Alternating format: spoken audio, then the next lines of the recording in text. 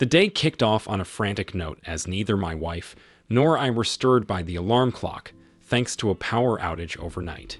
Racing against the clock to make it to work punctually, my wife, more so than I, considering my later start time of 9 a.m. and a mere 15-minute commute. With her habitual morning ritual of checking emails disrupted by the rush, she forgot to power down her computer. As I moved to shut it off, a subject line caught my eye in an email received a few days prior. Aloha for a great time. My heart sank as I delved into its contents, discovering my wife's plan to jet off to Hawaii with another man while I embarked on a 2-week business trip. It felt like a brutal blow to my core. Now, let me offer some context. Molly, my wife, and I were introduced by mutual friends over 12 years ago, who sensed compatibility between us. As it happened, we shared a passion for fitness and a health-conscious lifestyle. Molly was deeply involved in yoga instruction and personal training, while I pursued a career in marketing for a mid-sized company, nurturing aspirations for expansion. Whenever possible, I immersed myself in outdoor activities, be it hiking, mountain biking, running, or any other pursuit under the sun. We shared numerous common interests and made quite the striking pair. Molly, standing at 5'6", with cascading brown locks, brown eyes, and a jaw-dropping physique, complemented my own 6'3" frame, blonde hair, blue eyes, and athletic build perfectly. Was it love at first sight? No, but our bond grew from friendship to romance over time. It took a couple of years before we tied the knot, and for the past 8 years, I believed we were genuinely happy. At least I was convinced of my happiness until I stumbled upon that email, realizing our marriage was teetering on the brink. It appeared that this guy, Martin, and Molly had been scheming this romantic escapade for quite some time. She was well aware of my upcoming business trip, a pivotal opportunity for both myself and the company. I was slated to be away for 2 weeks with a select group, aiming to secure several significant accounts. Success could mean a promotion and a substantial increase in salary. However, as I absorbed the contents of that damning email, such career aspirations paled in comparison. Determined to unearth the truth, I delved into Molly's inbox, searching for clues about Martin. Conveniently, she had stored all their correspondence in a folder labeled Trips. Molly wasn't particularly tech-savvy, but my daily interaction with computers provided me with a navigational advantage. It quickly became apparent that she had been entangled with this individual for the past 6 months. But why? I racked my brain, unable to pinpoint any glaring signs of discontent in our marriage. Our life together seemed idyllic, characterized by mutual enjoyment of each other's company. What could have driven her into the arms and bed of another man?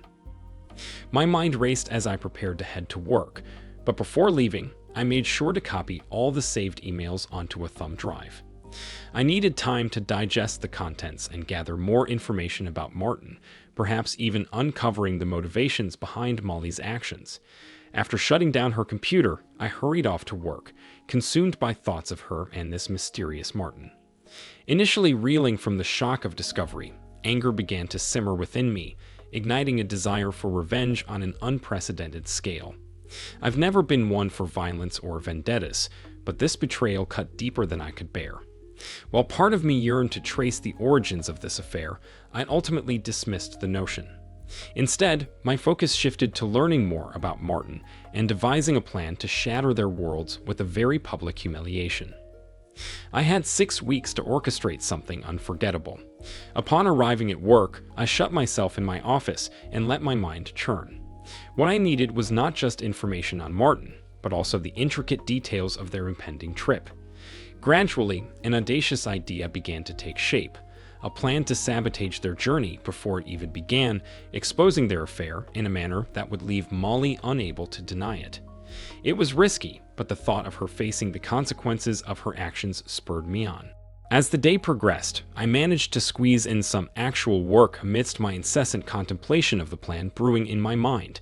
When it came time to leave, I lingered in my office for over an hour, meticulously outlining the necessary steps and potential risks involved. I knew that if things went awry or my involvement was exposed, it could spell jail time. Yet I was willing to shoulder that risk for the sake of justice. To gather more intel on Martin, accessing Molly's email and computer was imperative. Initially, I considered downloading software to crack her passwords, but swiftly abandoned the idea.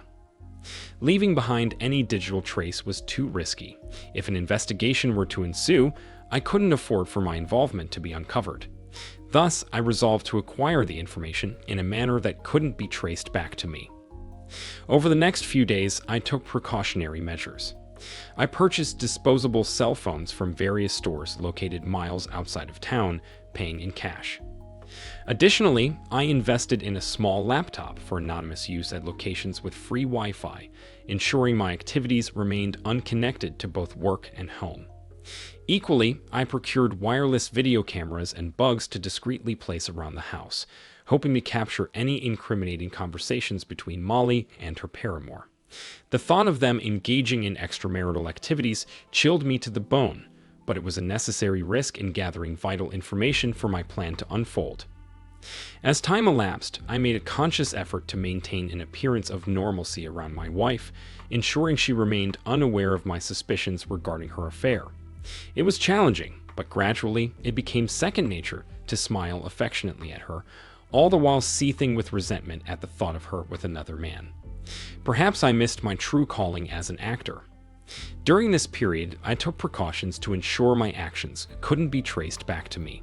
Using one of the disposable phones I'd acquired, I reached out to old friends. My first call was to Will, a college buddy with whom I hadn't spoken in over 14 years.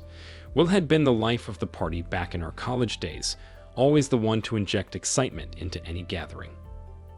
"Will, it's Thomas. How've you been, man?" Initially, Will struggled to place me, but after some reminiscing about our college escapades, recognition dawned. "Hey, Thomas. Yeah, those were the days, my friend.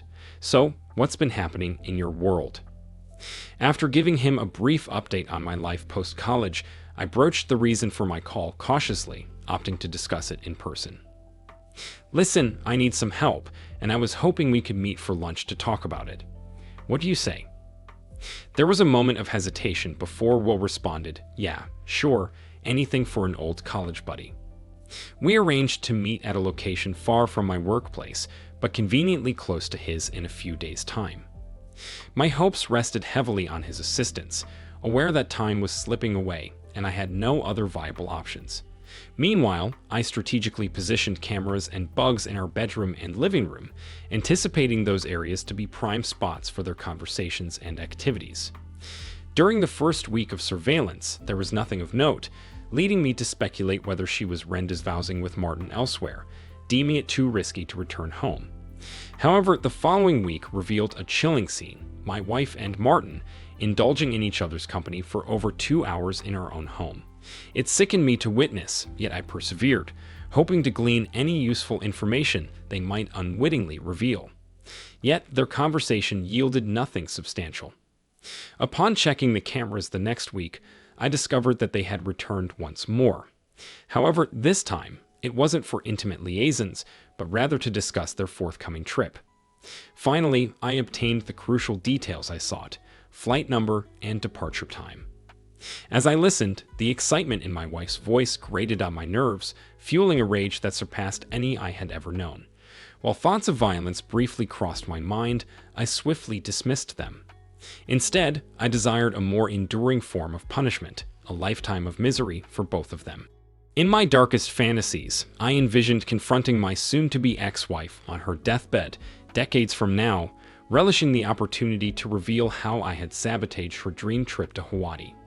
I pictured the shock and despair in her eyes as I delivered the final blow before walking away, leaving her to contemplate the ruin I had wrought upon her life. This revenge would be my legacy, haunting them until their dying breaths.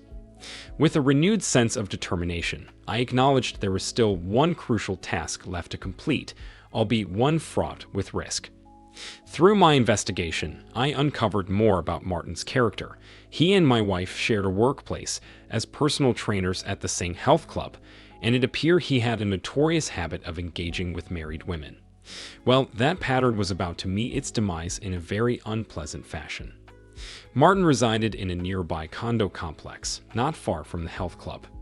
Taking a calculated risk, I decided to conduct some surveillance, taking a day off from work under the guise of attending to personal matters before our upcoming business trip.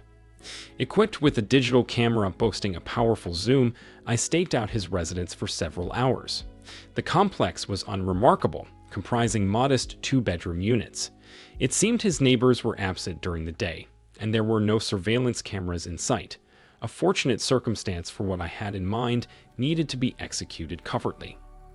Nerves gnawed at me as I met with Will, knowing that what I was about to ask of him constituted the greatest risk of my entire plan. Yet, if successful, it would be undeniably worth it. Spotting Will entering the restaurant, I waved him over to the table I had chosen, a secluded spot towards the back, with only a handful of patrons enjoying a late lunch.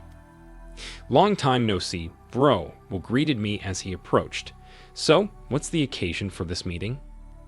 Time had evidently taken its toll on Will, his appearance resembling that of an extra from The Walking Dead.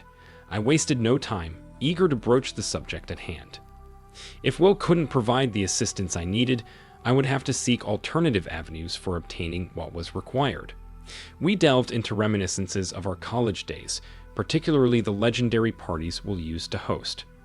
Once a notorious party animal, the toll of those wild nights had clearly caught up with him, aging him well beyond his years. Sensing the urgency of our conversation, I cut to the chase and addressed him directly. "Will, the reason I asked you here was to inquire if you or someone in your network could assist me in acquiring some party favors for a private event I'll be hosting." I handed him a list. "Can you help me out? I'm more than willing to compensate you for your time." As Will scanned the list, his initial shock transformed into a grin. "Sure thing, man. Sounds like it's going to be one hell of a bash. Any chance I could snag an invite for an old college buddy?" Relieved by his willingness to assist, I nodded. "Absolutely. Just procure what I've asked for, and I'll provide you with the details of the party." "Cool, but I'll need some upfront cash to secure these items," Will noted, eyeing the envelope I had prepared.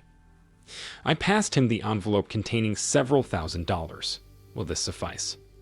"Whoa, you're planning quite the shindig, aren't you?" "This'll cover it, and then some," he replied, impressed. "When do you need this stuff?" I instructed him to meet me the following week with the goods, emphasizing the importance of promptness and communication. After exchanging contact details, including the number for my new cell phone, we departed the restaurant, our business concluded. With just 2 weeks left before my trip, timing was of the essence, as my wife and her lover planned to depart the day after my departure. I had successfully met with Will, who provided everything I had requested. Now, the critical task at hand was strategically placing these items to ensure they remained undiscovered until the opportune moment. 3 days prior to my trip, I returned home early, finding my wife's suitcase meticulously packed for her illicit getaway. With careful precision, I inserted a few surprises into her belongings, concealed in a way that would evade detection even upon unpacking and repacking. She wasn't my intended discoverer of these items, after all. The next step involved a considerably riskier venture, breaking into Martin's residence. While his work schedule was known to me, my lack of experience in such matters posed a challenge. Nevertheless, I equipped myself with a lockpick set and a guidebook procured from the depths of the internet. Practice sessions on various locks at home and work had honed my skills, instilling a degree of confidence in the success of this aspect of the plan. It was early afternoon when I informed my boss of my need for an extended lunch break. Soon enough, I found myself standing outside Martin's condo, equipped with my lockpick set. To my own surprise, I managed to breach the lock in just over a minute and swiftly gained entry. Efficiency was paramount. I aimed to complete my mission swiftly and leave no trace behind.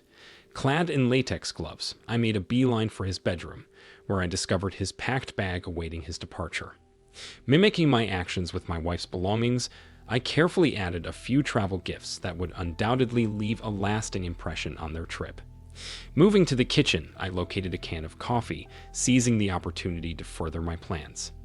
Emptying the contents into a mixing bowl, I discreetly inserted a few packets before refilling the can and restoring it to its original position. Satisfied that everything appeared undisturbed, I exited Martin's residence and made my way home, with just one task remaining. A couple of days before my trip, I reached out to a friend who had a connection at the airport with the TSA. Armed with all the pertinent details regarding my wife and Martin's flight, I entrusted my friend with disseminating the information discreetly. However, I emphasized the need for utmost secrecy regarding the source of the intel. "Jasper, I need to ask you a favor, but it's imperative that you keep the source of this information under wraps," I instructed, providing him with the flight specifics and Martin's name, omitting my wife's identity. Assured of his discretion, Jasper assured me he would pass on the details to his cousin, leaving the rest in their capable hands. Before finalizing my preparations, I removed all traces of surveillance equipment and disposed of them discreetly. Additionally, I added a few surprises to Molly's car, ensuring her troubles would only multiply upon discovery. The day before my scheduled departure, I decided to indulge in a bit of mischief at my wife's expense. Upon returning home from work, I deliberately assumed a somber demeanor and took a seat, feigning distress. "What's wrong? Did something happen at work?" my wife inquired, concern etched across her features. Something did indeed happen. The clients we were supposed to meet abruptly canceled our meetings. Now it seems I won't be embarking on that trip, and the company will miss out on a significant opportunity for growth, I replied with feigned indignation. I observed the shock and apprehension flicker across her face, confirming my suspicions that she was anxiously contemplating ways to ensure my departure so she could indulge in her escapades with Martin in Hawaii. "Can't they still send you and attempt to salvage the situation with the clients? After all, you and your team have invested considerable time and effort into this project. It would be a shame to see all that hard work go to waste," she suggested, unwittingly provoking my ire with her mention of shame. She, of all people, had no right to speak of such things, especially considering her own actions. Suppressing a chuckle, I decided to put an end to her distress. "Just teasing, honey. The trip is still on, don't worry," I reassured her. Relief flooded her features, and she offered a relieved smile. "You really had me going there for a moment. So, are you all packed?" "Yeah, just a few final items to add to my carry-on, and I'll be ready to go. Will you miss me terribly while I'm away? Any plans for a girls' night out or something?" I quipped, struggling to contain my simmering anger. "No, nothing planned. I'll just be here eagerly awaiting the return of my loving husband," she replied, her words nearly causing me to burst into laughter, if not for the seething rage brewing beneath the surface. The following day, my wife drove me to the airport for my departure. Before parting ways, I pulled her close for a long, impassioned kiss, knowing it would be the last one we'd share. With a sense of finality, I bid her farewell and joined the rest of my colleagues as we boarded the flight. The journey was uneventful, and upon arriving at our destination and checking into the hotel, I placed a call to the house, utilizing the hotel room phone. Receiving no answer, I left a carefully crafted message, feigning distress. "Honey, I've made a foolish mistake. I left my phone in the cab, and I won't be able to reach you until it's returned or replaced. If you need to contact me, please leave a message at the front desk, and I'll be sure to return your call later this evening." Of course, I hadn't actually forgotten my phone. It was a deliberate ploy to avoid her calls. The following day, I ensured my phone remained switched off during my meetings with clients, preventing any interruptions. Upon returning to the hotel room, I checked for messages but found none, leading me to speculate that perhaps her calls had been intercepted by airport security. As the meetings progressed, exceeding even our initial successes, we concluded early and returned to the hotel. Upon accessing the messages on the hotel room phone, I noted one from my wife, another from her father, and a surprising third from a DEA agent, a development that brought a satisfied smirk to my face. Turning to my cell phone, I discovered several messages awaiting my attention. Listening to the messages on the hotel phone, I maintained a facade of concern as I absorbed the distressing news. My wife's tearful plea for help echoed through the receiver, pulling at my heartstrings despite my inner satisfaction. Following her message, my soon-to-be ex-father-in-law's voice crackled through the line, conveying urgency as he relayed my wife's arrest and desperate need for my presence. Lastly, the DEA agent's stern tone cut through the air, detailing the gravity of the situation surrounding my wife's drug-related charges. Despite my inward elation, I concealed my true emotions behind a mask of seriousness, aware of the need to maintain appearances among my colleagues. The plan had unfolded seamlessly thus far, but I understood the importance of feigning shock and concern to avoid any suspicion falling on me. The following morning, I reached out to my boss, vaguely alluding to a pressing family matter without divulging specifics. Graciously, he granted me leave to attend to the emergency, emphasizing the importance of my swift return to finalize our deals with the clients. Without delay, I boarded the earliest flight back home, eager to execute the next phase of my scheme. Upon touchdown, I retrieved my lost cell phone and dialed my father-in-law's number, ready to play my part in the unfolding drama. What in the world is happening? I received your message, but I can't wrap my head around it. Molly arrested on drug charges? That's absurd. She's never been involved with drugs. Where did this happen? At the health club. I interjected, though I already knew the answer. No, she was traveling with a friend to Hawaii, and they were stopped at security. Illegal drugs were found in her possession and her friends, her father responded, his voice laden with embarrassment. Wait a minute. Hold on. She told me she'd be at home, that she had no plans. Who is this friend she was supposed to be going to Hawaii with? I bet one of her girlfriends talked her into it, leading to this mess. I speculated, my frustration mounting. Her father hesitated before replying, no, it wasn't with one of her girlfriends. The important thing, Thomas, is that she's in trouble and needs our help. She loves you, and I know you love her, so I cut him off abruptly, unable to contain my amusement. What aren't you telling me, Dad? Who was she traveling with?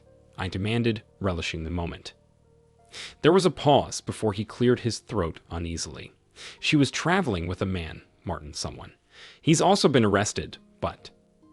So let me get this straight. I interrupted once more, my tone incredulous. My wife, your daughter, was jetting off to Hawaii with another man while I was working hard to provide for us, and she ends up getting arrested for drug possession. Is that what you're telling me? Yes, unfortunately, that's what I'm telling you, he confirmed reluctantly. After a prolonged silence, I finally spoke, my tone firm and resolute. Okay, I need to speak with her lawyer first, then this DEA agent, and finally with her directly. Once that's done, we'll reassess the situation. But she had better have a damn good explanation for why she was planning to fly to Hawaii with another man and why drugs were involved. Without waiting for a response, I ended the call abruptly. Upon arriving home, I discovered a barrage of messages awaiting my attention. Listening to each one in turn, I noted the expected message about my misplaced cell phone, followed by a series from Molly, pleading for contact while I was away on my business trip. Numerous messages from her father and her lawyer also demanded my immediate attention. I promptly reached out to the lawyer, scheduling an appointment for the following morning, and then contacted DEA agent DeFranco, agreeing to meet him at his downtown office later that afternoon. After a hasty cleanup, I headed out, my mind racing with thoughts of whether I had covered my tracks effectively to avoid any repercussions.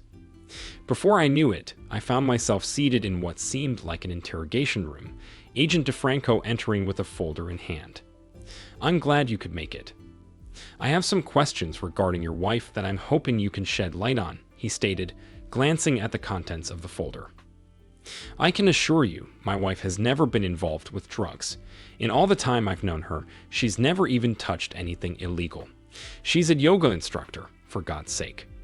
Why would she be mixed up in drugs? I maintained, injecting a touch of indignation into my tone, though Agent DeFranco remained unfazed.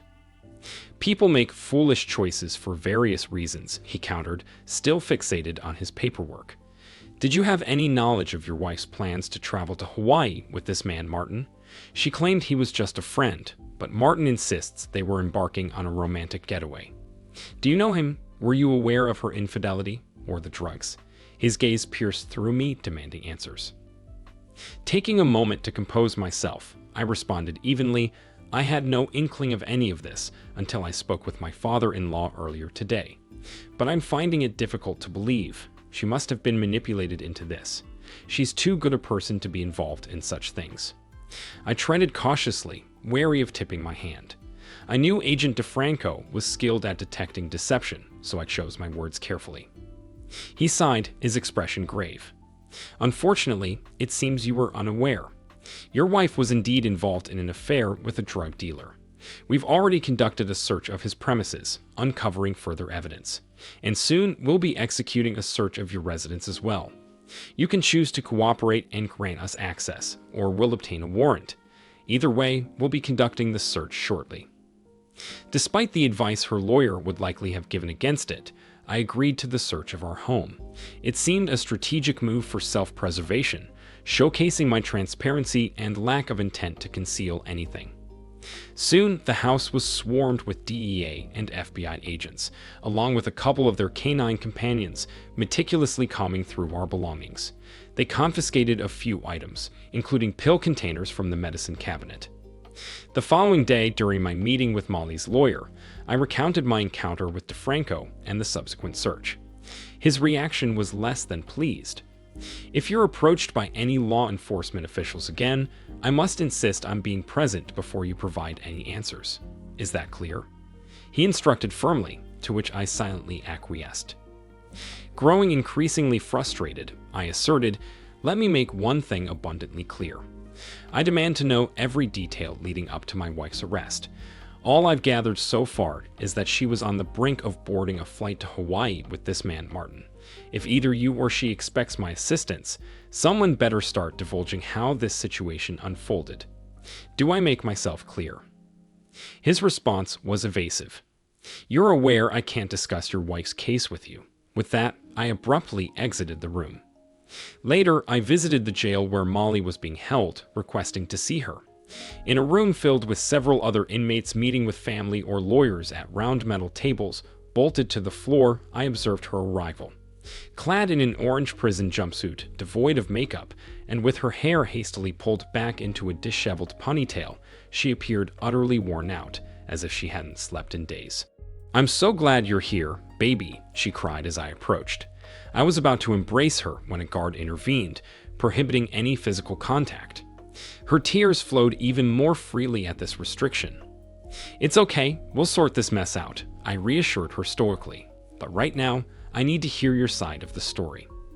How did you end up on the verge of flying off to Hawaii with this guy?" She continued to sob, "Thomas, I'm so sorry. I'm so sorry." "So it's true," I stated flatly. "You were having an affair with this guy, Martin, this drug dealer. How could you? Weren't you happy with me? Don't you love me? I just don't understand. You and him, coupled with the drugs, what were you thinking?" I waited, knowing she didn't have an answer. "Please believe me when I say I've always loved you. This was just a one-time thing. It didn't mean anything to me. Can you find it in your heart to forgive me?" she pleaded desperately.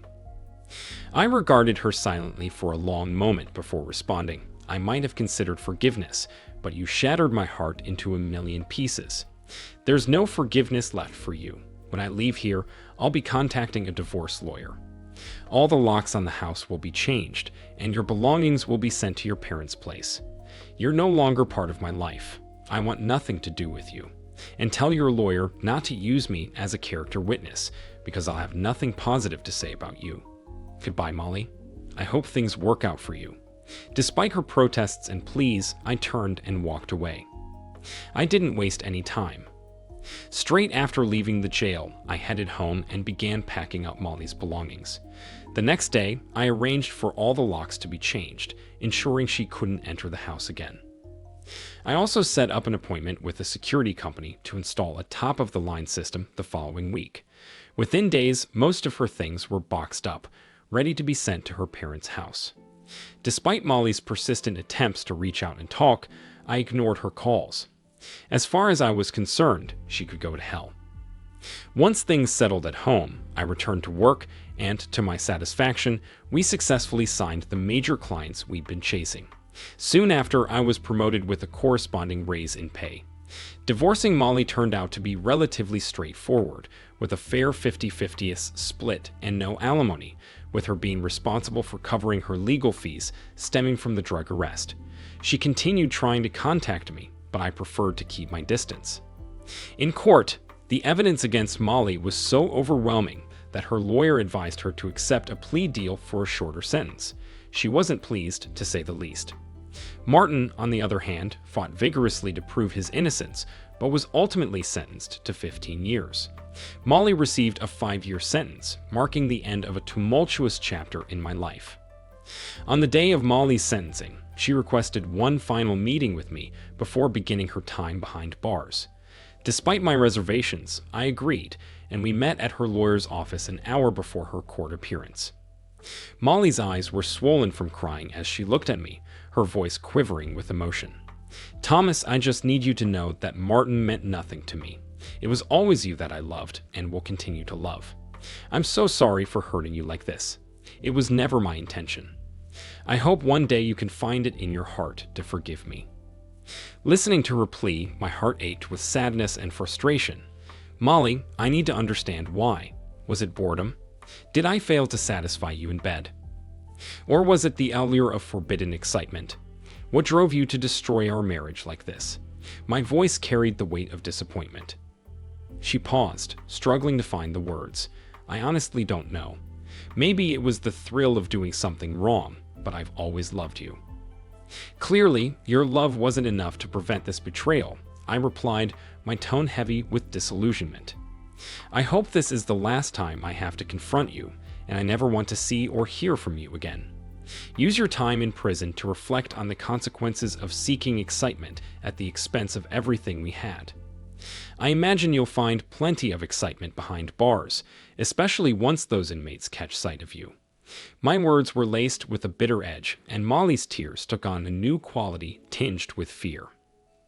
In the years that followed, the company experienced significant growth, and I steadily climbed the corporate ladder to a VP position. When the opportunity arose to lead our New York office, I embraced it eagerly, bidding farewell to my old life and relocating to Manhattan. Selling my house, I settled into an apartment in the city. Throughout these years, Molly's attempts at contact persisted, marked by occasional letters that I promptly returned unopened. I was resolute in my decision to leave that chapter of my life behind and forge ahead. 7 years had passed, and life in New York treated me well. Content with my single status, I enjoyed the company of different women, rotating through brief relationships without any intention of settling down. One day, while seated in my office, a call came through from the lobby, informing me that a woman named Molly was waiting to speak with me. I instructed my assistant, Mary, to have Molly escorted up while discreetly arranging for security to stand by. Handing Mary a note, I requested her to call me shortly after Molly's arrival. A few moments later, Molly entered my office, but she was a shadow of her former self. The passing years had etched lines on her face, and her once vibrant aura seemed dimmed. Her appearance was tired, and her attire, though elegant, hinted at a bygone era. I regarded her with a detached gaze, devoid of any emotional response. "What do you want, Molly?" "Thomas, I need to explain. I had no knowledge of the drugs found in my bags. Martin must have planted them without my awareness. I'm not involved in drugs, you have to believe me," she pleaded. "Molly, you shattered our marriage for a fleeting affair, deceiving me all along. Why should I trust you now? What drives you to seek me out and spin another falsehood?" I questioned, my tone tinged with skepticism. "You don't understand. I still love you. I want us to be together again," she implored, her voice cracking with emotion. Before she could continue, the phone on my desk rang, and I put it on speaker. "Yes, Mary. What is it?" "Leona called to confirm that you should get 4 tickets for the opening, as her parents are coming into town and want to meet you," Mary informed me.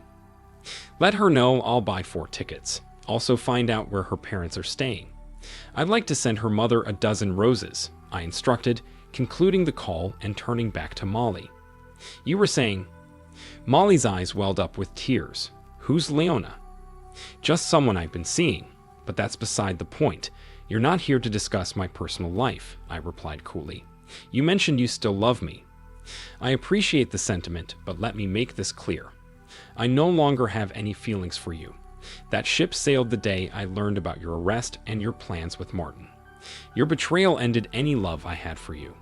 Now please leave and don't come back. Do you understand?"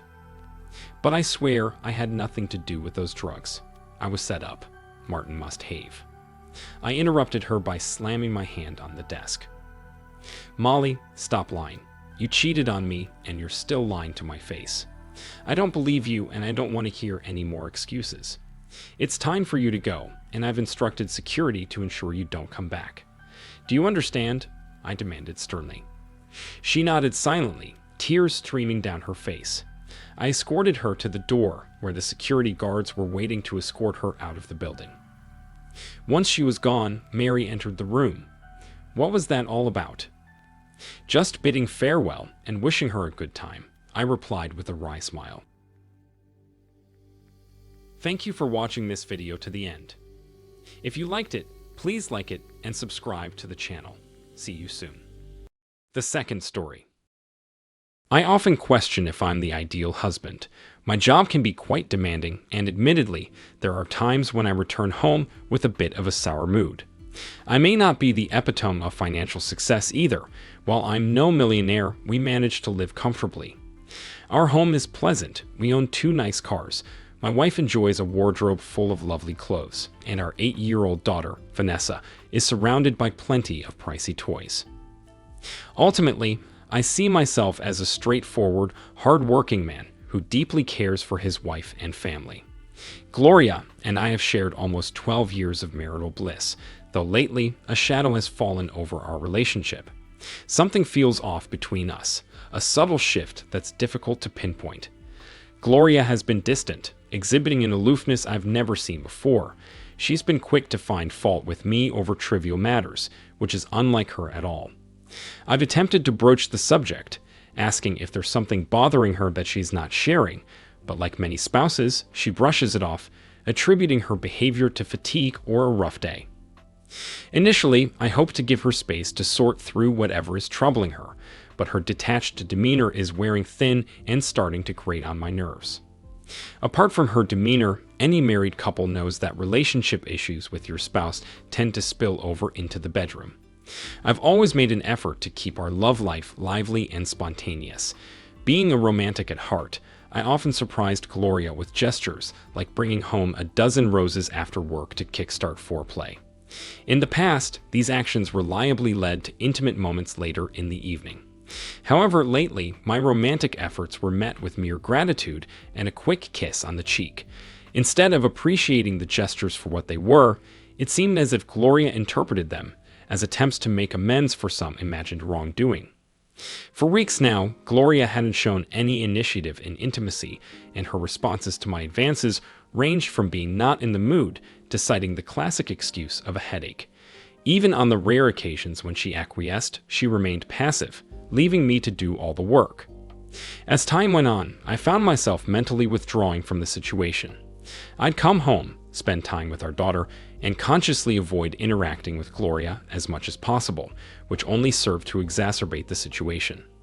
Feeling increasingly desperate, I took moments at work to reflect on how everything had started and whether I might have inadvertently triggered Gloria's change in behavior. However, my attempts at introspection yielded no answers. I replayed countless scenarios in my mind, attempting to dissect the possible causes behind Gloria's behavior. The more I pondered, the more an unthinkable possibility kept resurfacing. Could my wife be having an affair? I vehemently denied such a notion, reassuring myself that she would never betray our marriage. Yet every time I tried to piece together the puzzle, it seemed like there was a third element, me, Gloria, and a potential lover. Despite my attempts to dismiss the idea, curiosity got the better of me. I delved into articles about signs of infidelity, looking for changes in behavior, attire, and routines. Admittedly, I hadn't noticed any significant shifts in Gloria's appearance or habits, but my interactions with her were primarily limited to evenings after work. Who knows how she presents herself during the day or what her schedule entails? Yet, some of the telltale signs of infidelity seemed uncomfortably familiar, particularly her altered attitudes towards me. The thought of hiring a private investigator crossed my mind, but without concrete evidence, it seemed premature and unjustifiable. All I had were suspicions, nothing substantial enough to justify the expense of hiring a PI, so I began conducting my own investigations, resorting to small measures like calling home during the day to see if Gloria was there, albeit yielding inconsistent results. I decided to take matters into my own hands and acquired an old surveillance camera to discreetly install under the eaves of our garage. Connecting it to a hidden tape unit tucked away behind some paint cans, I aimed to monitor any unfamiliar vehicles approaching our home. However, after 2 weeks of surveillance, there were no signs of any suspicious cars. There were occasions when I observed Gloria leaving the house, only for her to later claim she had been home all day. However, her absences were brief, seemingly too short for anything significant to occur, unless her potential paramour was remarkably swift. It's possible these outings were merely mundane errands she deemed unworthy of mention, hardly proof of an extramarital affair. As time passed, my suspicions persisted despite the absence of concrete evidence. Gloria's mood deteriorated, and our intimate moments became increasingly rare, leaving me frustrated and resentful. With our 12th anniversary approaching, I saw an opportunity to inject some excitement back into our marriage. I suggested we celebrate with a night out, something we hadn't done in ages. Perhaps a dinner and dancing would reignite the spark between us.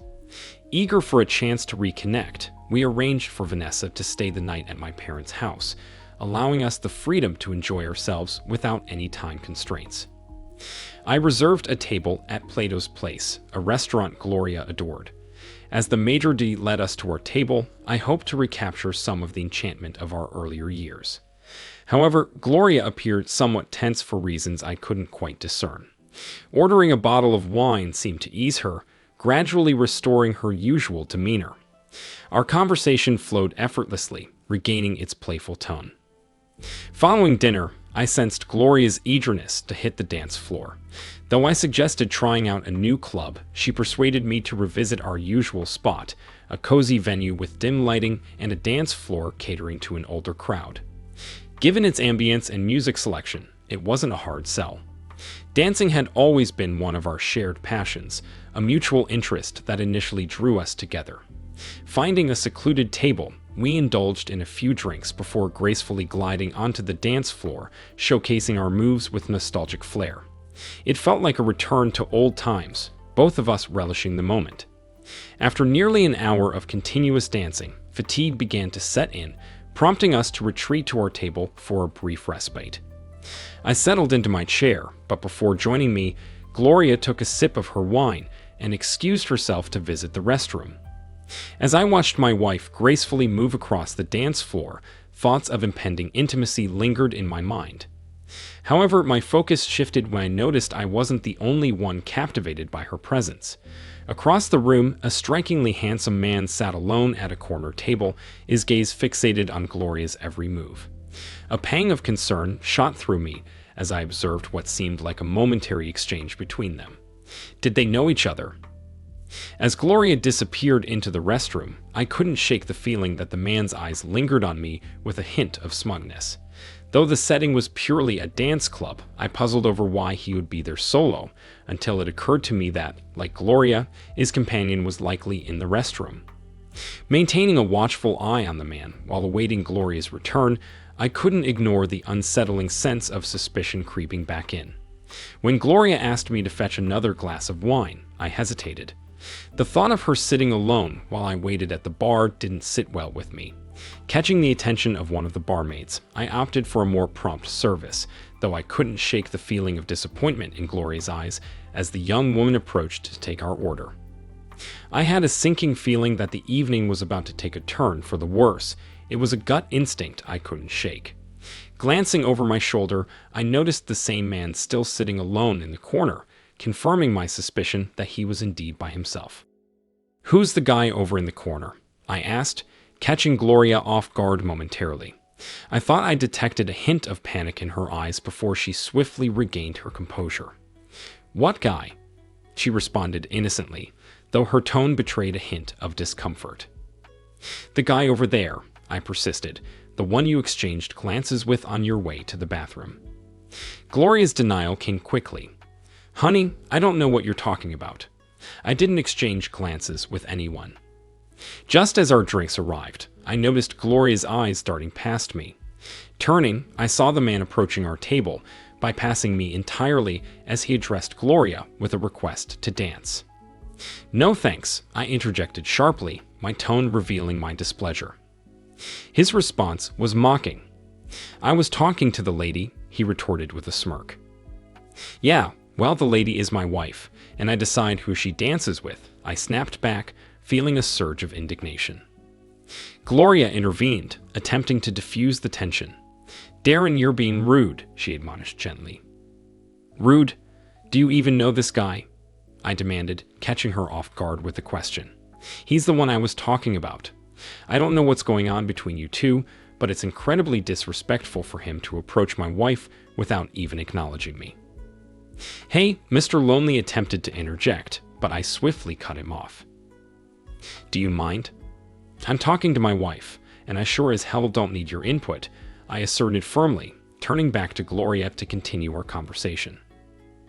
Had he asked if I would mind you two dancing together, I might have considered it, but now, not a chance, I declared firmly, my frustration evident. "Darren, you're being silly," Gloria retorted, her tone now edged with impatience.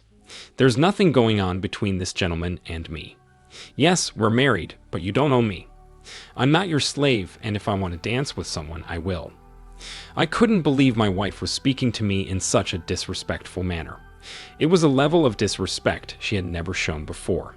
Though I was seething with anger, I made a conscious effort to control my temper as she continued speaking. "Honey, I just want to have some fun," she said, her tone softening. "Gloria, it's our anniversary. I want to have fun too, but with you.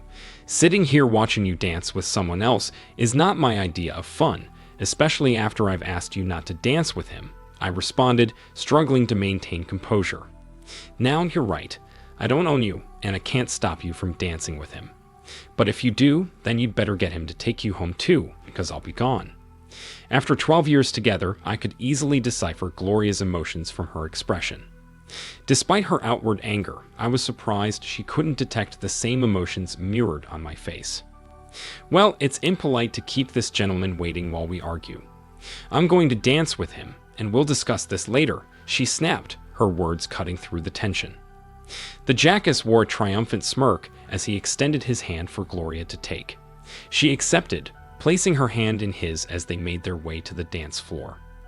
I'm certain they didn't notice my departure, as I slipped out the door before they even began to dance. By the time my cell phone rang, I was already several blocks away. "Where the hell are you?" Gloria's voice sounded contrite through the phone. "I'm heading home to pack a bag." "Why?" I responded tersely. There was a moment of silence. "What do you mean, pack a bag? Where are you going?" she questioned, her tone shifting to confusion. "I don't know yet, but I need to get away from you," I stated firmly. I've reached my limit. "You can't be serious, Darren.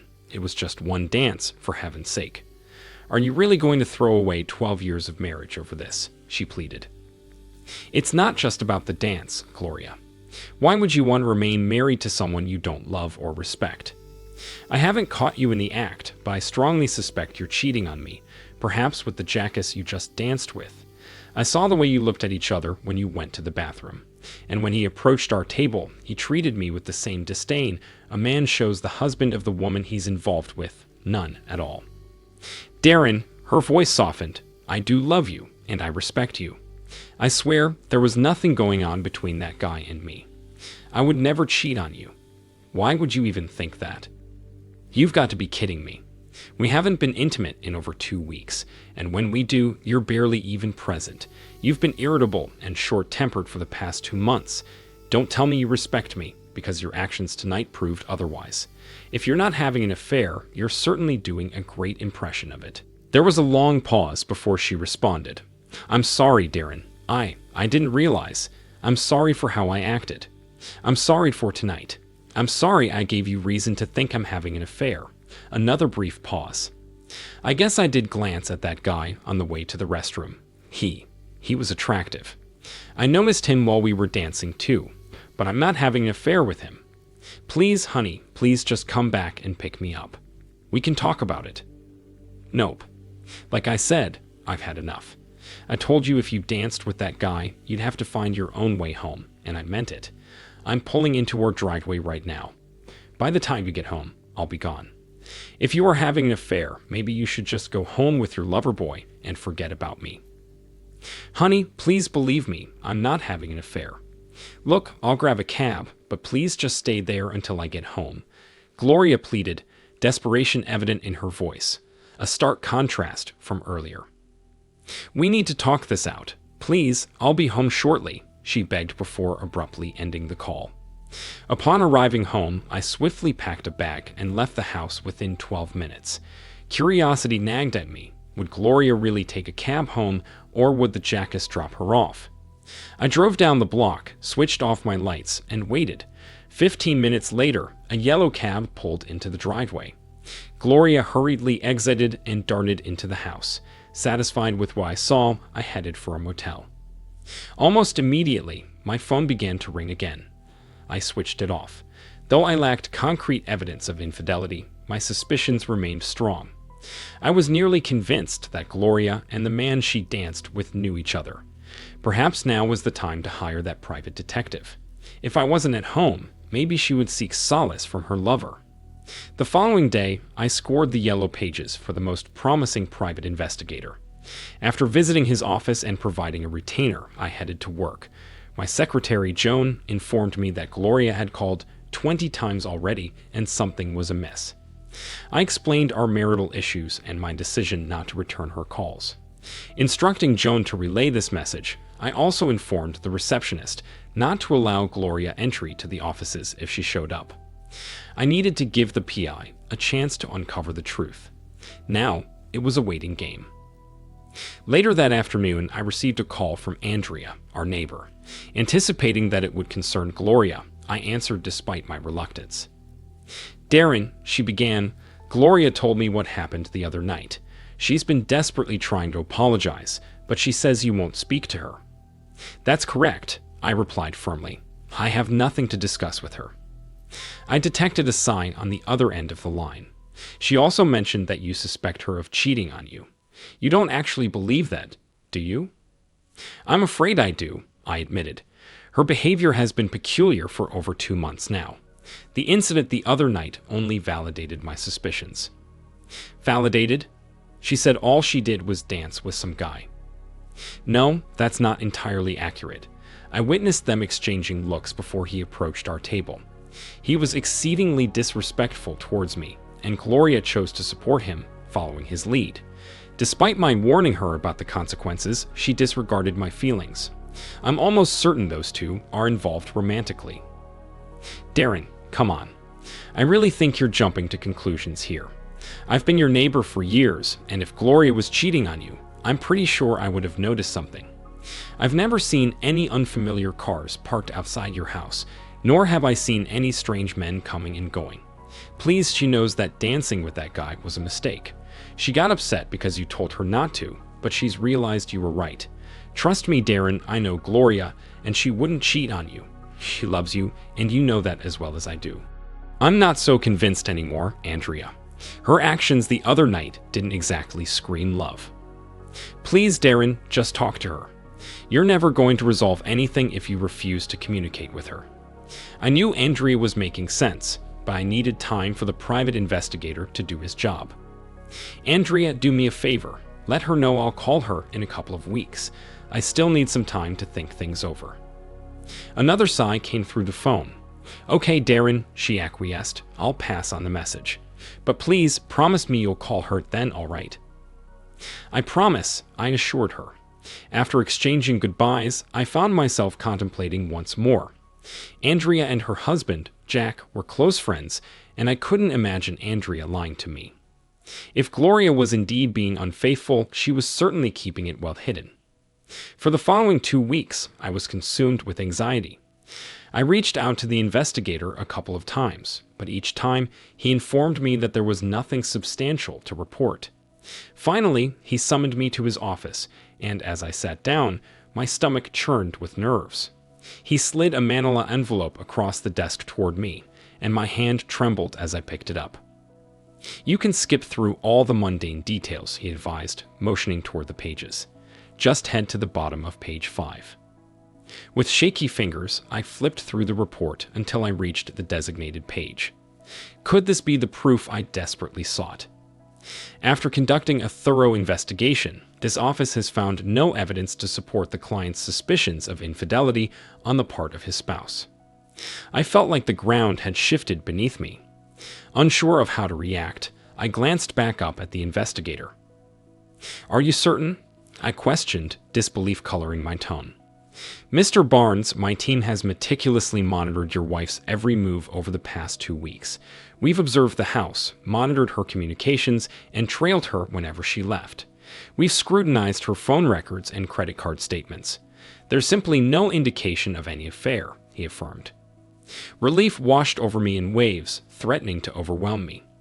I struggled to contain my emotions, resisting the urge to break down into tears of relief right there in his office. "Go home, Mr. Barnes," the investigator advised gently. "Return to your wife and child. In my line of work, happy endings are a rare sight." I expressed my gratitude to the investigator before returning to my motel room. I knew I still needed some time to gather my thoughts. Over the weekend, I mulled over everything that had transpired. By Monday morning, I felt ready to make a crucial call. When Gloria answered, her voice trembled with emotion. "Hello." "It's me," I replied. "Are you okay? You sound upset." There was a brief silence before she spoke again. "Darren, oh Darren, I'm so sorry. I just don't know what to do if you don't come back to us. I've tried to be strong for Vanessa, but I can't stop crying. I'm sorry. I realize now that I took you for granted. You were right. I should have made it clear to that guy that I was with my husband and not interested. I showed you no respect, and I don't know why, because I do respect and love you. I promise, Darren, if you give me another chance, I'll never make that mistake again." Her heartfelt plea caught me off guard. It was a stark contrast to her demeanor at the dance club. As I hesitated to respond, she jumped to a conclusion. "You're not coming back, are you?" she asked, her voice tinged with despair. "No, Gloria, I'm coming back," I reassured her, "but only on a trial basis. I want my wife back, the woman I fell in love with, the woman I married." "She's here, Darren. Truly, she's here waiting for the man she loves," Andrea insisted, her sincerity evident in her voice. "We'll see. After everything I've been through, the attitude, the lack of intimacy, the disrespect, I'm still not entirely convinced, Gloria, not yet. I need to go to the motel after work and gather my things, but I'll be home tonight," I informed her. There was a brief pause before Gloria spoke, her voice filled with remorse. "I love you, Darren. I'm deeply sorry for the way I treated you. I don't want to lose you." Despite her words, I couldn't shake off my reservations. I was still upset, and despite the evidence to the contrary, I couldn't shake the feeling that Gloria knew the man from the dance hall. After work, I collected my belongings and returned home. Vanessa greeted me enthusiastically at the door, unaware of our recent troubles. Gloria was there too, wrapping her arms around me and showering me with affectionate kisses. In that moment, as I kissed her back with fervor, I couldn't deny that I still loved my wife. That was 2 years ago, and since then, married life has been nothing short of wonderful. Gloria has once again become the woman I fell in love with, both inside and outside the bedroom. A few months back, she surprised me with a birthday party, a gesture we hadn't done much for my birthday in the past, but became a tradition upon my return. Last night marked our 14th wedding anniversary, and this time, Gloria took charge of planning the entire evening. When I arrived home from work, she greeted me with tickets to a dinner playhouse to see Man of La Mancha, one of my favorite plays. After the show, we took a leisurely drive down to the lakefront and strolled along the beach. With the moon casting its gentle glow and warm breezes blowing in from the lake, it felt like a scene out of a romantic movie. "I love you, darling," I whispered, feeling as if we were still in the honeymoon phase of our relationship. "And I love you very much, my dear," replied my adored wife, her eyes sparkling with affection. Part 2. Gloria's side of the story. Even though the calendar had officially declared the arrival of spring a couple of weeks earlier, It was only on this day that Gloria could step out of the house without her heavy winter coat. It marked the definitive end of yet another harsh Chicago winter. As she stepped outside, Gloria inhaled deeply, taking in the fresh scent of morning dew that lingered after the gentle April shower overnight. A smile tugged at her lips as she reminisced about the warm and secure feeling of being wrapped in her husband's embrace while they lay in bed, listening to the soothing patter of raindrops. On her way to the car, Gloria couldn't help but notice the beautiful blue wildflowers sprouting from the lawn. Their resilience in the face of winter's adversity struck her, reminding her of the innate desire for renewal and new beginnings that spring always brings. Humming along to the tunes playing on the car radio, Gloria made her way to the quaint coffee shop where she was meeting Zara, a dear friend she hadn't seen in a while. Zara had a son the same age as Vanessa, Gloria's daughter, and their friendship had blossomed years ago at a school function. Since then, they had remained close friends, sharing in each other's joys and challenges. Zara had arrived before Gloria, snagging a cozy table in the corner by the window. Their eyes met through the glass, exchanging waves and smiles as Gloria made her way inside.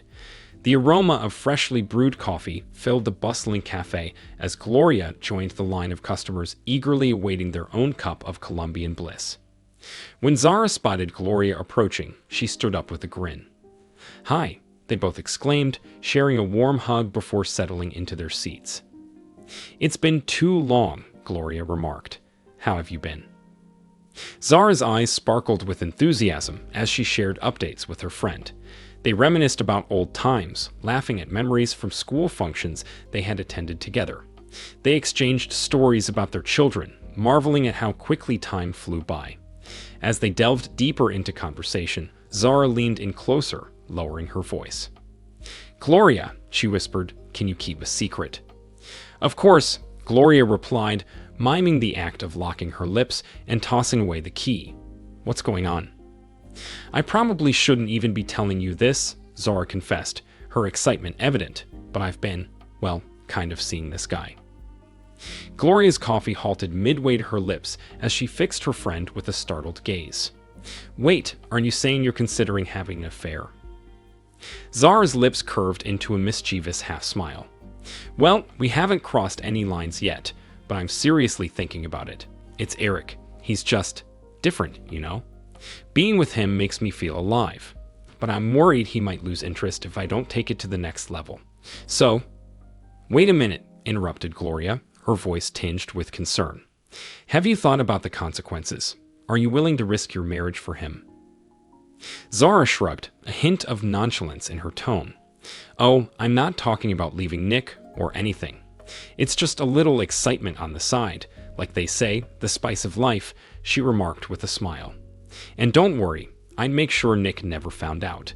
He'd be devastated if he knew. Besides, Eric's married too. We'd have to be discreet." Gloria felt a surge of anxiety gnawing at her, torn between her loyalty to her friend and her own moral compass.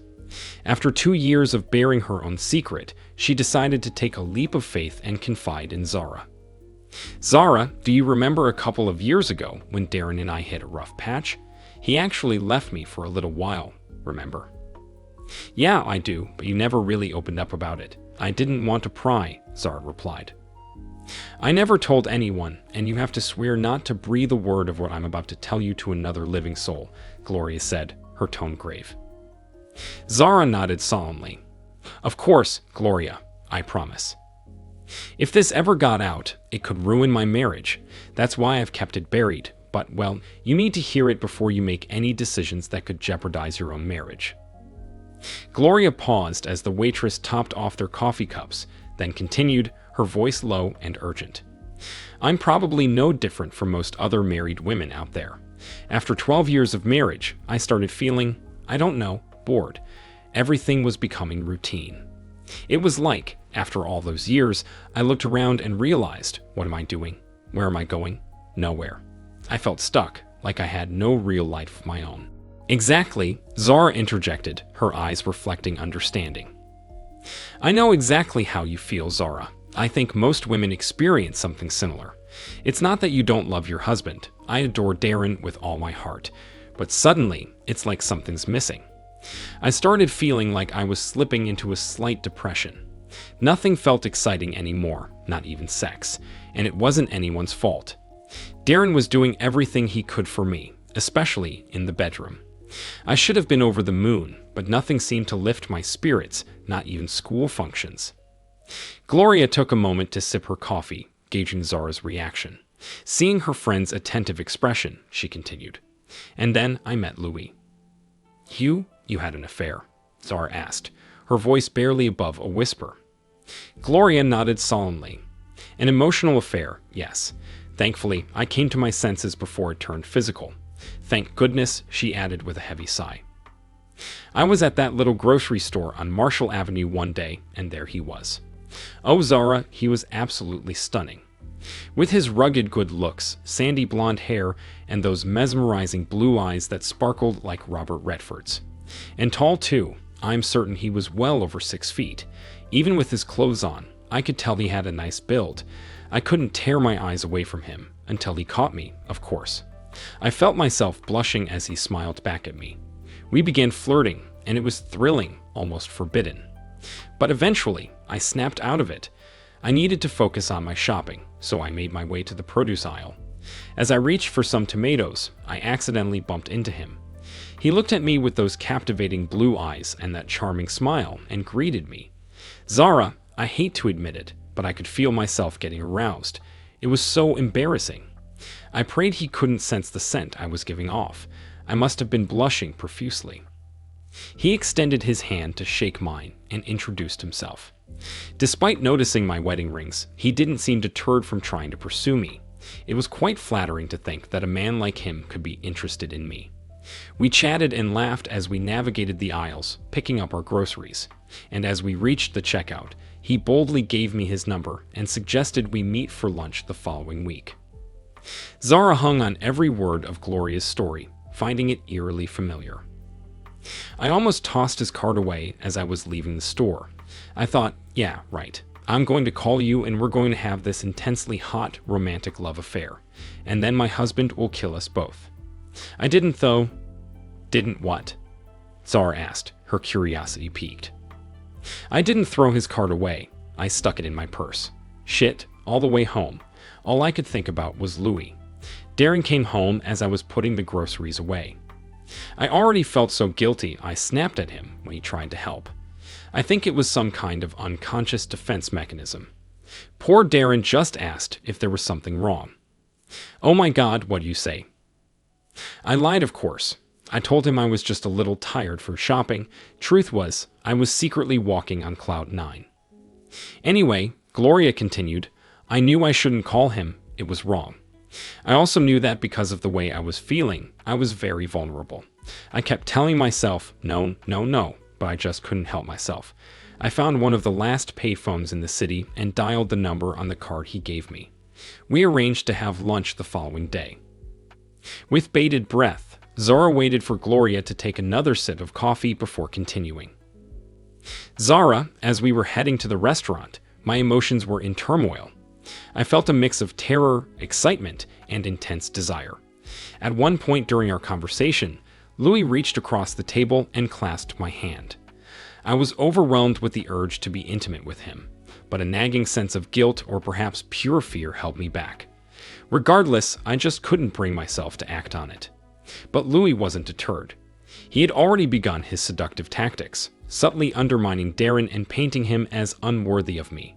Foolishly, I fell for it, finding myself resenting my own husband before I knew it.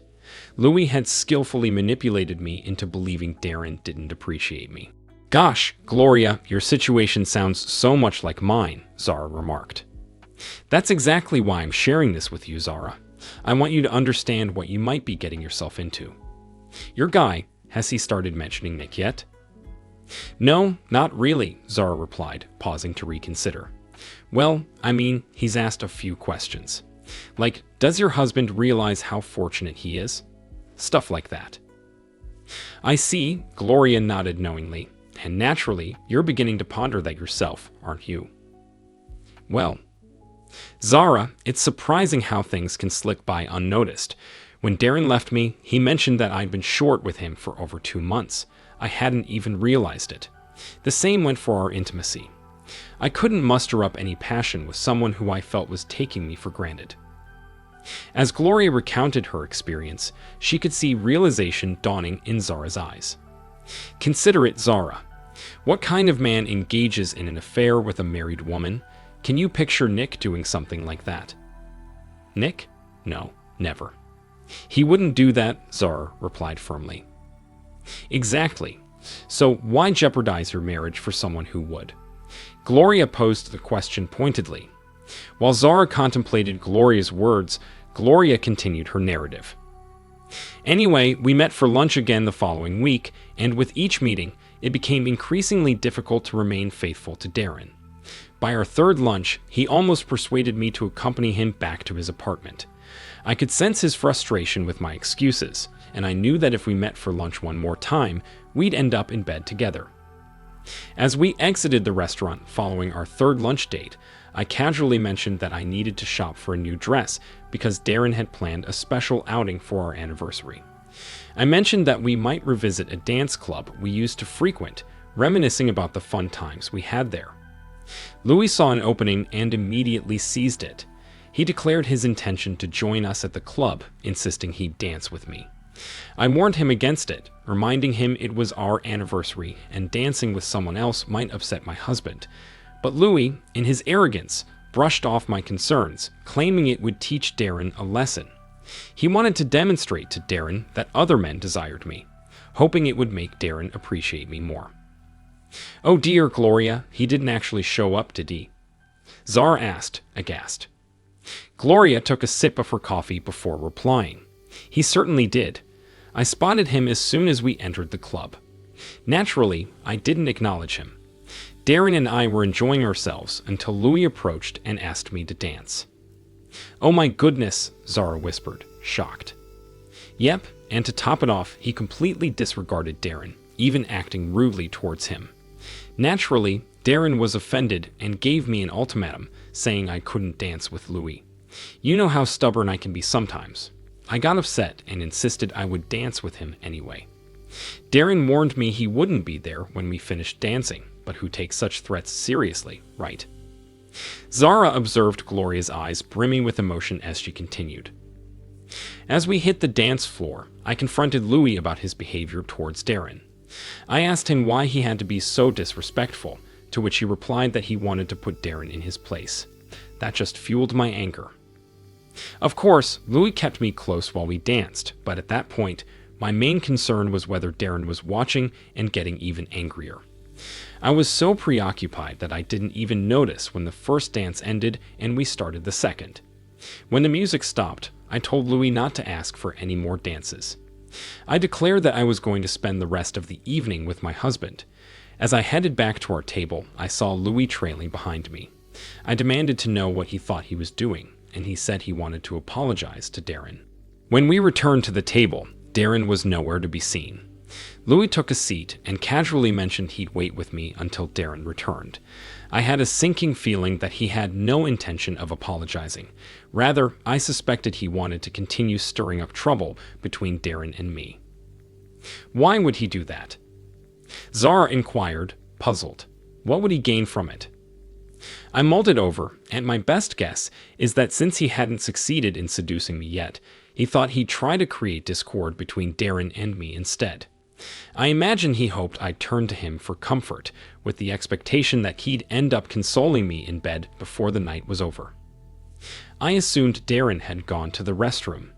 I urged Louis to return to his own table, but he kept dragging his feet. When the waitress approached, he took the opportunity to order us drinks. It was then that she asked if we wanted to open another tab. I was dumbfounded. Darren had settled the bill before leaving. Zara, I felt like I was watching my entire married life flash before my eyes. I couldn't believe he had just abandoned me like that. Gloria's distress was palpable as she recounted her story, and Zara couldn't help but feel the weight of her friend's pain. Emotions stirred within Zara, and soon, a solitary tear escaped her eye, tracing a path down her cheek. You shouldn't have to tell me all of this, Gloria, Zara said, her voice thick with empathy. You're upset. Maybe we should stop here." "No, I need to tell you everything, Zara," Gloria insisted, her determination evident. "You need to understand the whole picture. It's important." She paused, collecting herself. "So, where was I?" "Right. I immediately reached for my phone and called Darren, asking him to come back and pick me up. That's when he dropped the bombshell. He thought I was having an affair, and he suspected it was with Louis. He said he was going to pack a bag and leave, unsure if he'd return." Gloria reached for a napkin, wiping away the tears that had gathered in her eyes. "It hit me like a ton of bricks, Zara," she continued. "It was like a sudden revelation, everything becoming clear. It wasn't Darren who was taking me for granted. He had done everything he could to support me. It was me. I was the one taking him, Vanessa, and our life together for granted. I realized I was risking my entire marriage for some jerk. I begged Darren to come back so we could talk, but he refused, so I called a cab." "What was Louis up to during all of this?" Zara inquired. "Oh, he wasn't giving up, not yet. He insisted that Darren didn't deserve me and urged me to go home with him instead. I promptly shut him down," she recounted with a chuckle. "But even after that, he persisted. He followed me outside and tried to make a move as the cab pulled up. I didn't hesitate to give him a knee to the groin. Bent over in pain, I made it clear that any further attempts to contact me would result in a sexual harassment lawsuit." Zara reached out and grasped her friend's hand as Gloria wiped away more tears. "By the time I got home, Darren was nowhere to be found. I tried calling him, but his phone was off. Zara, I was terrified. I could see my marriage falling apart right in front of me. Everything we had built, our whole family, seemed to be on the verge of crumbling. I've never been so scared in my life." The following day, I attempted to reach him at his workplace, but he refused to speak with me. His secretary informed me that he had instructed the receptionist to prevent me from seeing him if I showed up. Feeling desperate, I sought out Andrea, my neighbor, as Darren had a good rapport with her and her husband. I hoped she might be able to convince him to talk to me. Surprisingly, he did speak to her, but only to express that he needed time to think and promised to contact me in a couple of weeks. Recognizing that pressuring him would be counterproductive, I decided to give him the space he requested. Those 2 weeks were excruciating. Whenever Vanessa was present, I forced myself to appear strong and told her that Daddy was away, but in private, I couldn't help but cry. I feared I had irreparably damaged our relationship. Darren was so angry, I doubted he would ever return, especially if he believed I had been unfaithful. Gloria paused, her voice choked with emotion. "I'm sorry," she said to Zara, wiping away tears. "It's still difficult to talk about, even after all this time." Taking a deep breath, she continued her story. "As I was saying, Darren finally called and said he was coming home. Zara, I was on the brink of losing everything, and let me tell you, it made me realize the value of what I had and how incredibly fortunate I was. Ultimately, Zara, love must prevail over desire. I love Darren, and he loves me. In my eyes, there's no man in this world worth jeopardizing that for." "Wow," Zara responded thoughtfully, "you're absolutely right. I can't imagine what I would do if my husband left me. Did you ever confess the truth to Darren?" "Are you kidding? After coming so close to losing him, I couldn't risk it happening again. Zara, I live in constant fear that one day he'll uncover the truth, but since the day he returned home, I've strived to be the best wife I can be. I no longer take him or our marriage for granted. Every day, I thank my lucky stars for what I have, and I express my gratitude to Darren with all the passion in my heart.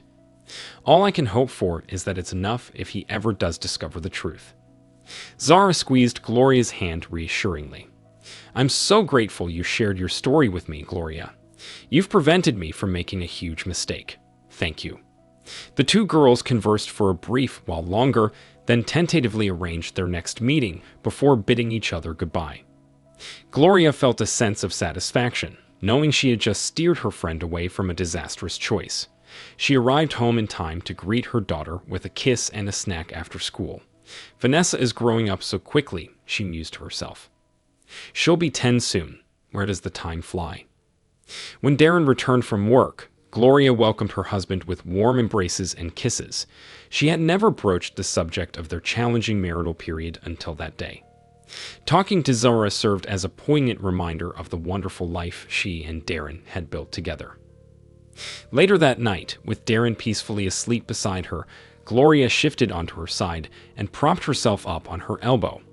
She studied the lines on his face, each a testament to the passage of time and the memories they held.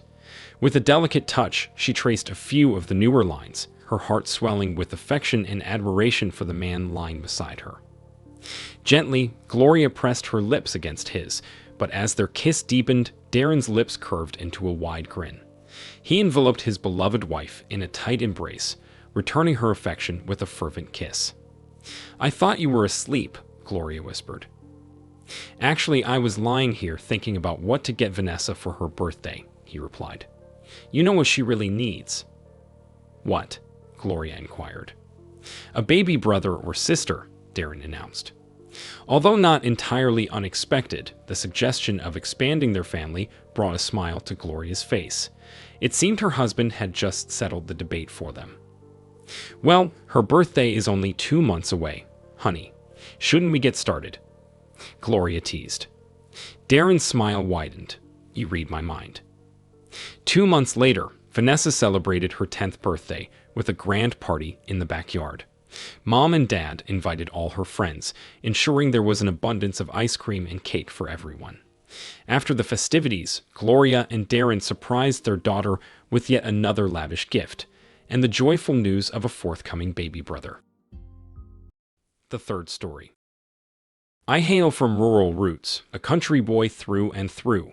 Following my completion of junior college, I tied the knot with my high school sweetheart, Jody. Yet Jody harbored a longing for the glitz and glamour of high society. She pored over the society pages, subscribed to every glossy magazine chronicling the lives of the elite, and even perused automobile magazines during dentist visits, familiarizing herself with luxury cars. She possessed an acute awareness of designers and their fashion lines, yearning for a life beyond our means. In an attempt to accommodate her desires, I secured a position at a posh feed store in Omaha catering to the yuppie clientele. This move brought us closer to urban amenities, while allowing me to pursue my passion. I excelled in my role, providing exceptional service to customers and earning flexible working hours as a result. Initially content with city living, Jody eventually sought employment herself, necessitating daycare for our children. Despite this, they adapted well to their new routine. Jody found employment with a medical device firm, relishing the office environment, which afforded her opportunities to dress up and interact with non-farming individuals.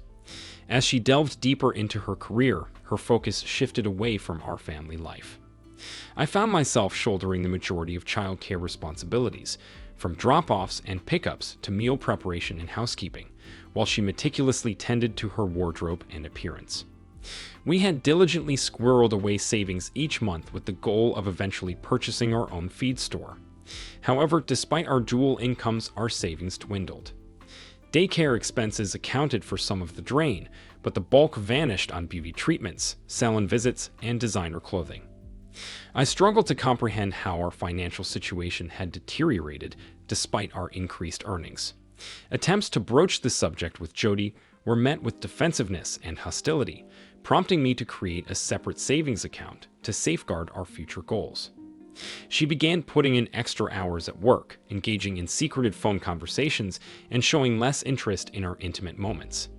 Her desire for a flashy new car and talk of cosmetic surgery hinted at a desire for something beyond our marriage. It was evident to me that she was involved in an affair. Though I might be considered a simple man from the countryside, I wasn't naive. At this juncture, salvaging the marriage wasn't my priority. I simply wanted to address the situation and move forward before it escalated further. Pinpointing the exact details was challenging since I wasn't acquainted with her colleagues, but my gut told me the affair, if any, was likely with someone from her workplace. I had the fortune of working alongside a couple of reliable fellows. While they lacked formal education, their work ethic was admirable. Despite my managerial role, I never exploited my authority. The work flowed smoothly as everyone understood their responsibilities and cooperated seamlessly. This approach fostered a strong bond, and Chad and Daniel would prove to be invaluable allies in my endeavor. I couldn't ignore the pattern. Every Wednesday, Jody dressed to the nines, donning her fanciest lingerie and outfits, clearly putting extra effort into her appearance for work. Sensing an opportunity, I confided in my colleagues, who graciously offered to cover my responsibilities on those days. Parking near the entrance of the Russell Medical Plant, I used the time to catch up on technical reading while keeping a watchful eye. Around 11 a.m., my suspicions were confirmed when Jody emerged from the building and headed for her car. Following her wasn't difficult, and within minutes she parked at the Holiday Inn, choosing a secluded spot far from prying eyes. Soon after, a stranger in a red Lexus arrived and parked at the opposite end of the lot. When they both headed towards room 125 and disappeared inside, my heart sank, confirming my worst fears. Feeling a mixture of disappointment and queasiness, I realized I needed a plan. Returning to work, I resolved to take my time strategizing my next move. Before leaving the parking lot, however, a surge of frustration prompted me to sabotage her car, snipping 2 of her valve stems with my baling wire cutters. In hindsight, I should have considered targeting his vehicle as well, but anger clouded my judgment at the moment. The remainder of the day crept by at an agonizing pace. After work, I fetched the kids, prepared dinner, and waited for her to return home. When she finally did, I casually inquired about her day, to which she mentioned having a flat tire. Apparently, one of her coworkers had kindly changed it for her. We left the matter at that, without further discussion. The following morning, after dropping the boys off at daycare, I swung by the plant. It didn't take me long to spot the red Lexus, conveniently parked in a reserved spot with a sign bearing the name Felix Brooks, Distribution Manager. I made a note of it. Through Chad's wife, who worked in the personnel department at Russell, I swiftly gathered intel on Felix. It turned out he was already married and had a history of misconduct, including inappropriate behavior towards a colleague and financial discrepancies in his expense reports. Armed with his personal details, from his address to his social security number, I couldn't yet fathom what I'd do with the information. By evening, Chad, Daniel, and I had completed a productive day's work, allowing us to unwind with a beer before I had to fetch the kids. While I tried to maintain a composed and rational outlook, beneath the surface, my anger simmered, exacerbated by moments of silent tears. I felt broken, incapable of repairing the damage inflicted by Jody's betrayal. Enduring her presence became increasingly intolerable. I longed for closure, for an end to the torment. The following day brought another stroke of luck when I recalled that one of my valued clients, Batty Russell, happened to be the wife of the president of Russell Medical Company.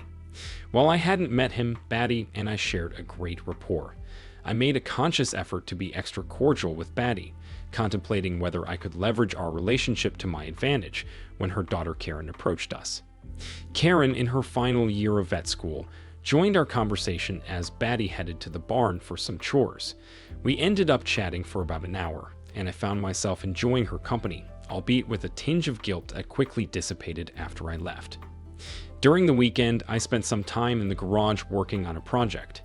Using my welding skills, I fashioned a small piece of flat steel and affixed 4 sharp points to it, crafted from concrete nails for maximum hardness.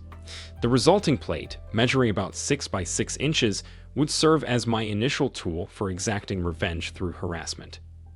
I crossed paths with Batty again on Tuesday, feeling somewhat downcast as I unloaded the order, my usual jovial demeanor conspicuously absent. My subdued mood didn't escape her notice, piquing her curiosity. "Bob, what's weighing on your mind today? You seem a bit down," Batty inquired, her concern evident in her voice. "I've got some personal issues, Batty. Sorry, I'm not the best company today," I responded, my mood dampened by the weight of my troubles. "Let's grab some coffee and you can talk to me about it," she suggested, leading the way back to her impeccably designed kitchen, reminiscent of a magazine spread with its stainless steel and granite accents. I couldn't help but think how much Jody would adore it. Seated at the table, Batty placed the coffee down and leaned in, prompting me to open up. "Well, how can you help me, Batty?" I hesitated, unsure of whether I wanted to burden her with my problems. "I won't know unless you tell me what's going on," she reassured me. Reluctantly, I began to share my concerns. My wife, Jody, works at Russell Medical, and I suspect she's being pressured into a relationship with one of her superiors, but I can't prove anything. "Why do you think this is happening?" Batty inquired, her brow furrowing in concern. "It's mostly little things, but last week I caught them together at the Holiday Inn. Jody doesn't know I know, and I'm at a loss for how to broach the subject. I don't know if she's being coerced or if it's something she wants. Our family life has suffered. She seems indifferent towards the children and me. The secrecy is what truly bothers me," I confessed, the weight of the situation heavy on my shoulders. "Who is this man?" Batty asked, her tone firm. "I believe his name is Felix Brooks. I'm not sure if Jody works directly under him or in a different department. I've never met him." "Would you like me to look into it?" Batty offered, her voice filled with determination. After a moment's hesitation, I nodded. "If you think there's a discreet way to handle it, I'd appreciate your help. I don't want to cause a scene." "All right, let me see what I can do. I'll bring those oats next Thursday," Batty promised, her resolve evident. Grateful for her assistance, I thanked her before preparing to leave. "Where's Karen?" I inquired as an afterthought. "She's away at school, but she'll be home this weekend. Why don't you bring the boys up so she can meet them?" Batty suggested with a smile. As I left, a glimmer of hope flickered within me. Perhaps things would turn out better than I dared to hope. Perhaps this weekend would mark the beginning of a brighter chapter for me and the boys. The following morning, as rain poured down relentlessly, Jody meticulously prepared for her routine yet seemingly significant day. I observed silently, holding back any remarks as I dropped the kids off at the daycare center before heading to work. My colleagues had everything arranged to cover my morning shifts. Chad would utilize my truck to handle deliveries and log entries, with me providing my initials upon my return.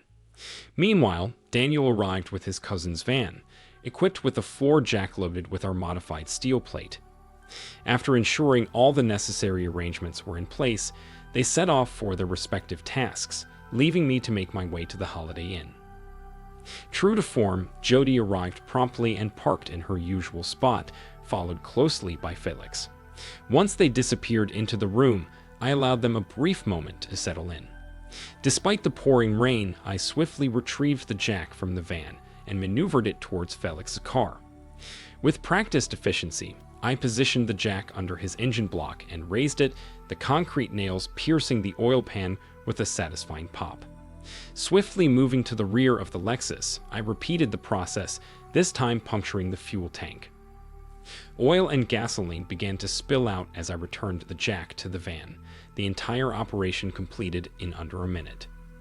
Next, I made my way to Jody's car, cutting slices into 2 valve stems as I had done before. Satisfied with my actions, I prepared to depart. As I drove past Felix's now compromised vehicle, I casually flicked a lit cigarette out the window before speeding away. In my rearview mirror, I caught sight of flames erupting from the car, followed by the deafening sound of an explosion. Despite the chaos, a sense of relief washed over me. Joni arrived home from work later than usual, skipping dinner and heading straight to bed. I spent some quality time with the boys, helping them with their evening routine before tucking them in. That night, I opted to sleep on the couch. The next morning, as I got the boys ready for daycare and we went about our morning routine, Jody remained in bed, showing no signs of getting up or engaging in conversation. Her absence at the breakfast table went unaddressed, and as we left for the day, I noted her car was conspicuously absent from the driveway. Around 9 a.m., just as we finished loading up the trucks, Lieutenant Jack Clark paid me a visit. Despite his friendly demeanor, his unexpected appearance piqued my curiosity. "Can you tell me about your schedule yesterday?" he inquired. "It was a typical day, regular deliveries, nothing out of the ordinary. Why do you ask?"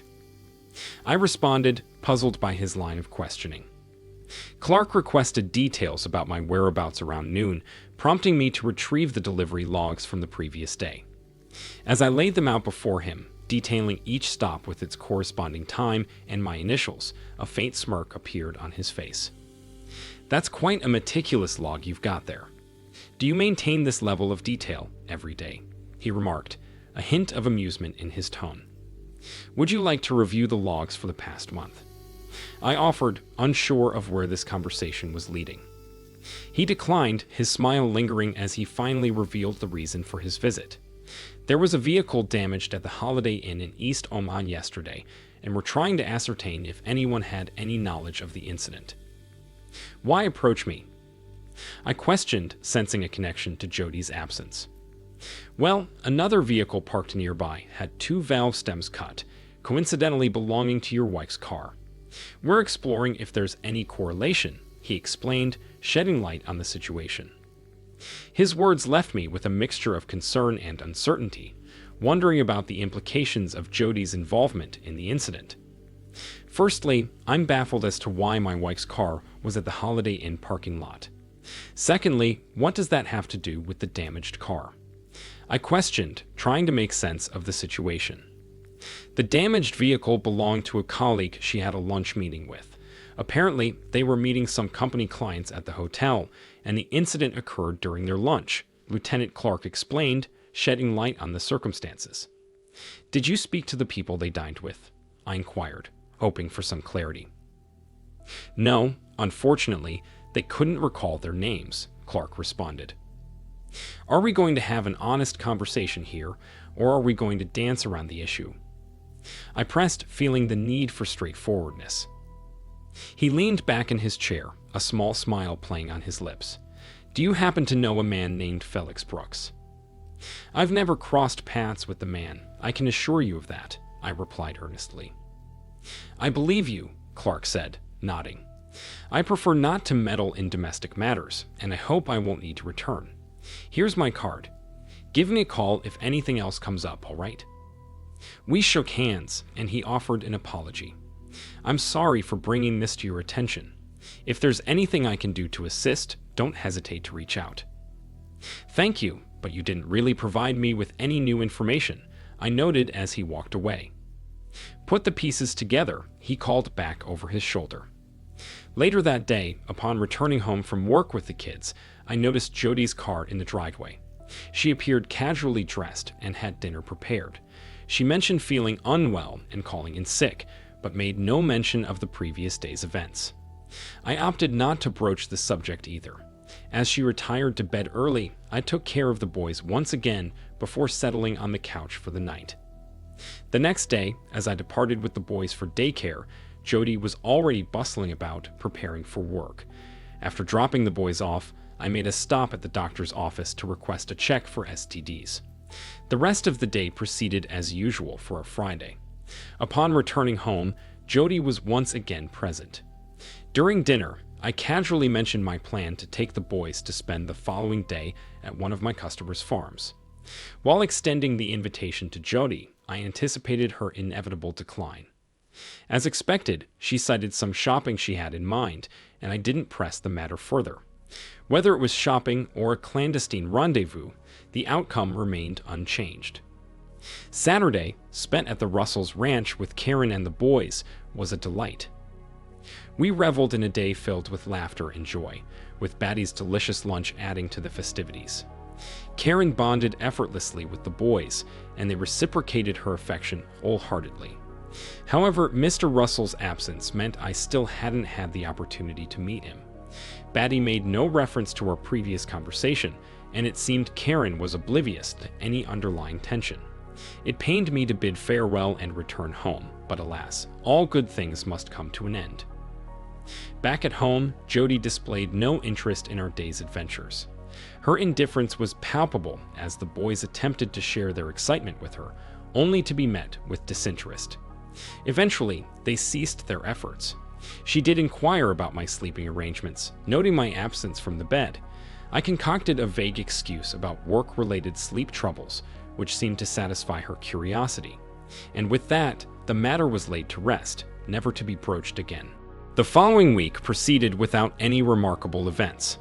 On her birthday, I observed that she hadn't made any special arrangements, leading me to presume that our planned rendezvous for the day had been called off. That suited me fine, as I had a backlog of work to tackle. I took the opportunity to visit a divorce attorney recommended to me, who provided me with informative handouts and brochures, including some intriguing fill-in-the-blank forms. Everything resumed its usual routine until the next Wednesday. On that day, she began with her usual morning routine, followed by meticulously styling her hair. She adorned herself in alluring new black lingerie, applied a fresh fragrance, and even appeared to be wearing new shoes. Careful not to betray my curiosity, I swiftly departed with the boys, anticipating a planned outing. After dropping them off, I discreetly swung by the workplace and noted a shiny new Mercedes SL occupying his parking spot. I hastily recorded the license plate number before rushing back to my tasks. The excitement among my colleagues mirrored my own. We expedited the morning deliveries and manipulated the logs once again, despite suspecting that Jack Clark could see through our facade. Nevertheless, we persisted. We enjoyed an extended and leisurely lunch break. While Chad continued with deliveries, Daniel procured 2 sizable bottles of hydrochloric acid from the swimming pool supply store. Meanwhile, I opted to spend my lunch break with Jack Clark. Jack shot me a puzzled glance as I entered his office bearing pulled pork sandwiches, fries, and a couple of Cokes. Offering a cheerful greeting, I settled into the seat opposite him. His knowing smile hinted that he sensed something was amiss.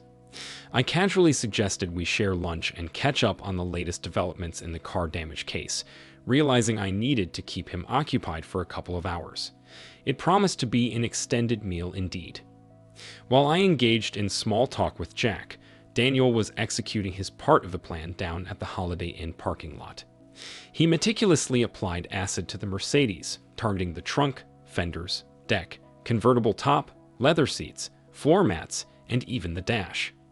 To further ensure damage, he introduced mothballs into the gas tank, knowing the havoc it would wreak on the engine if ignited.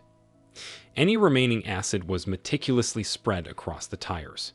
Before departing, he discreetly tampered with the valve stems on Jody's car, a task completed in a mere 15 minutes. Despite our prolonged conversation, Jack eventually voiced his suspicion. "What the hell are you up to?" "I just wanted to ensure I had a solid alibi in case anything happened to Felix Brooks's car today," I casually remarked. "What's so special about today?" Jack inquired. "The pulled pork sandwich was on special," I replied with a smirk. With a swift motion, I pulled out my cell phone and dialed the daycare center. "Hi, Jessica. It's Bob Bryant. I'll be stuck at work this afternoon. Could you call Jody and ask her to pick up the boys? Thanks a bunch. You can reach her at 874-4329, extension 125. Make sure to catch her as soon as you can." "Okay, thanks again." Jack reclined in his chair, chuckling to himself as he savored the taste of the pork sandwiches. The room fell into a brief silence before Jack spoke up again. "Do you think I should call Mr. Brooks and inquire about his car?" "Why on earth would you want to do that?" I questioned. "Do you happen to have his contact information handy?" Jack pressed. I provided him with both Brooks's cell number and the number of the Holiday Inn room 125. "Take your pick." Jack activated the speakerphone and dialed the hotel number. After a few rings, Felix Brooks picked up, sounding out of breath. "Hello, who is this?" "Mr. Brooks, this is Detective Clark. I wanted to inform you that we're still investigating the vandalism to your car," Jack stated calmly. Brooks sounded startled. "Why are you calling here? How did you get this number?" "I'm a policeman, Mr. Brooks. Have you acquired a new car yet?" Jack inquired. "Yes, I have." "Why do you ask?" Brooks replied, sounding wary. "Just making sure we don't encounter a repeat of the last incident. Is the car with you now?" Jack queried. "Yes, it's parked out in the lot," Brooks confirmed. "Is everything all right?" I inquired. "Let me check," Jack responded. We listened as Felix muttered in the background, presumably peering out the window at the parking lot. There were a few indistinct noises followed by a low groan. He returned to the phone. "Something seems off. I'll have to get dressed and go check. I'll call you back." "Fair enough, but Mr. Brooks, why aren't you dressed already?" I probed. "None of your damn business. I have to go," he snapped before hanging up abruptly. Jack glanced at me with a satisfied grin. Happy? Absolutely. Anyway, I have to get back to work. If you need anything, give me a call, all right? Maybe we can do lunch again next week. I hope not. This needs to end soon before someone gets hurt, Jack remarked gravely. I returned to my tasks. Chad had ensured the logs were in perfect order, and Daniel had discreetly disposed of the acid bottles where they wouldn't be discovered. The evening at home promised to be eventful. Jody had picked up the boys but retired to bed early without a word. The following day, Jack paid me a visit. He detailed the extent of the car damage, explaining that Felix's insurance claim was pending due to the previous Lexus incident. The vehicle was deemed totaled, leaving Felix out of pocket by over $60,000. Despite Jack's assurance of my innocence, Felix remained convinced of my involvement. While Jack may have suspected my role, he couldn't prove anything, and perhaps, deep down, he didn't want to. As for Jody's tires, I never inquired, and no one volunteered any information.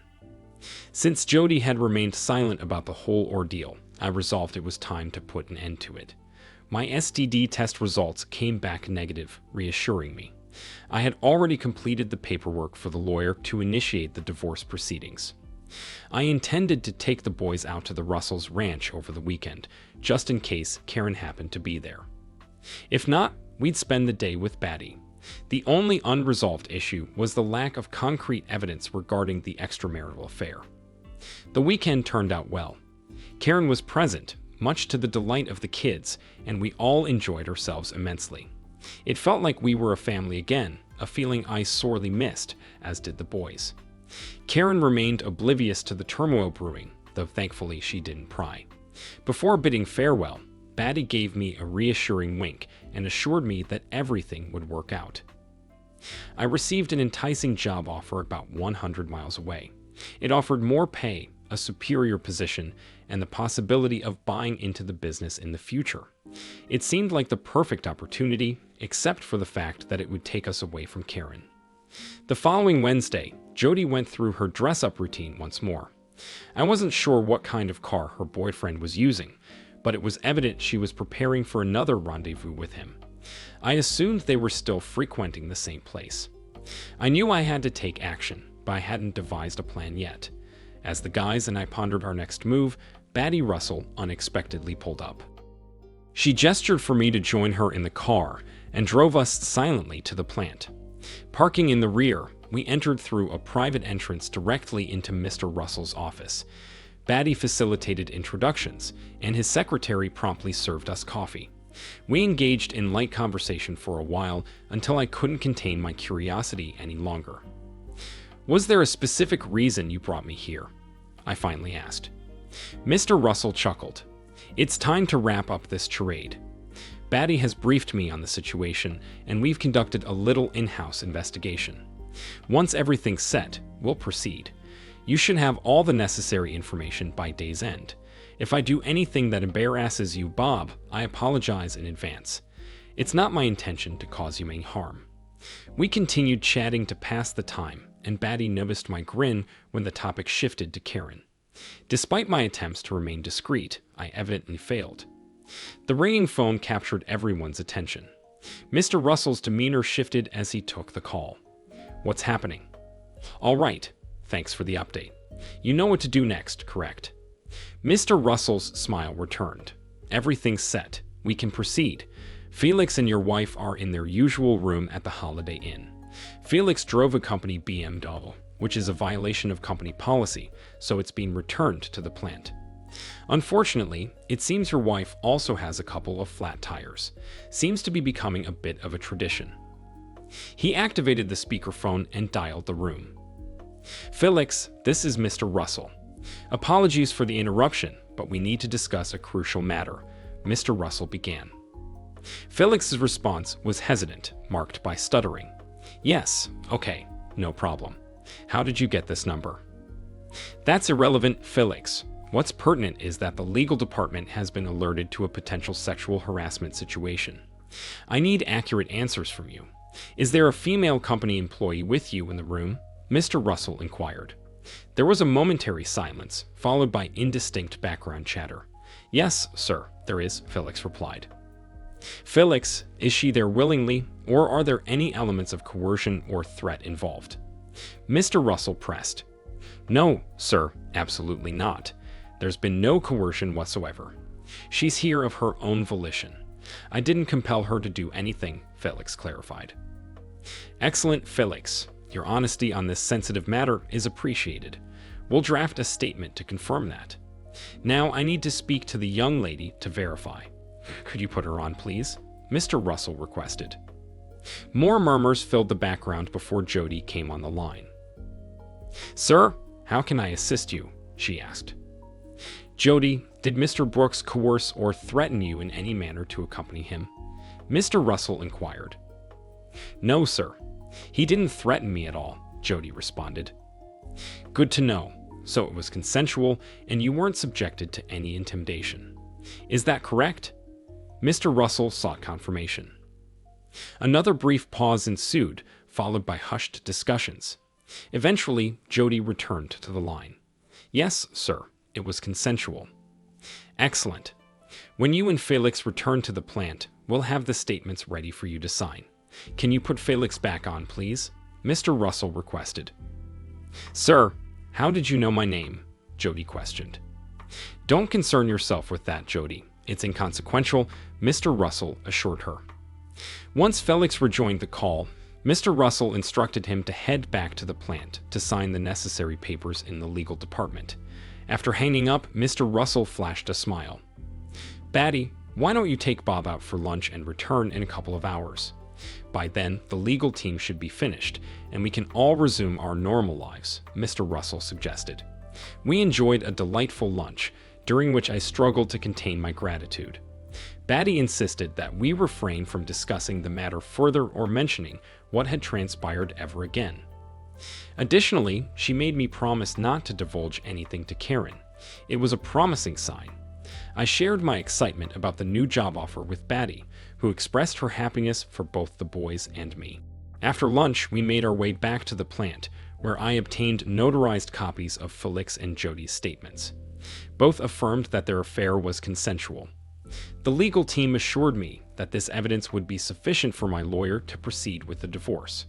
Felix and Jody were promptly terminated, their personal belongings already packed, and they were escorted off the premises. Unfortunately, neither of them had transportation available. Batty kindly lent me her car, assuring me I could return it the following day. With the papers in hand, I made a trip to the lawyer's office. Batty made multiple copies of each document. One set was designated to be sent to Felix's wife. At the bank, I closed our accounts and settled all outstanding credit card balances, promptly canceling them. Next, I contacted the gas, water, electric, and phone companies to arrange for utility disconnection by Friday afternoon. A visit to Jack Clark ensued, where I cheekily informed him of my virtuous behavior, eliciting laughter from him. I informed the landlord of my impending departure and bid farewell to my colleagues at work, receiving well wishes tinged with regret. Daniel accompanied me to the Russell Ranch with my truck, facilitating the return of Batty's car. As I prepared to pick up the boys and head home, a sense of apprehension crept over me. Upon arrival, Jody's absence from the driveway caught my attention. Inside, she sat on the couch, tears streaming down her face, a stark departure from her usual stoicism. 2 boxes of her personal belongings from work lay nearby. After tending to the boys, I stood by her side, silently offering her the chance to speak. "You just had to do it, didn't you? You had to ruin everything in my life," she choked out between sobs. "Why couldn't you just mind your own business? You had no right to interfere in mine." I was astounded by her self-centered perspective, still viewing the situation as if it solely revolved around her. She showed no regard for our children or me, let alone Felix's wife, Amelia. Our family, our life, and our plans held no significance to her. Her sole focus remained on her own actions, indifferent to everything else. Yet strangely, I felt a sense of relief knowing that I wouldn't be tethered to her for the rest of my life. Without a word, I retreated to the shower. Later, as I prepared the boys for bed, she retreated to the bedroom, shutting the door behind her. The following day, I brought the boys to work with me, ensuring that everything was in order and that Chad and Daniel could manage the system I'd implemented. We gathered boxes from various stores in preparation for the move. Passing by the Holiday Inn, I noted Jody's absence, assuming her car had been repaired by now. Repairing the flat tires must have severely depleted her shopping budget for the past month. Upon our return home, Jody was nowhere to be found. We only packed clothes and toys, leaving the rest for Jody to handle. Little did she know, by the next day, all the utilities would be shut off. Filled with anger, I took the boys out, leaving Jody watching silently as we drove away. We spent the night at a motel, seeking refuge from the turmoil. The next morning, I dropped the boys off at daycare, leaving Jessica some cookies and party favors as a token of appreciation. It was the boys' last day, and I wanted them to enjoy it with their friends. Before leaving, Jessica pulled me aside. "What happened with your wife last week?"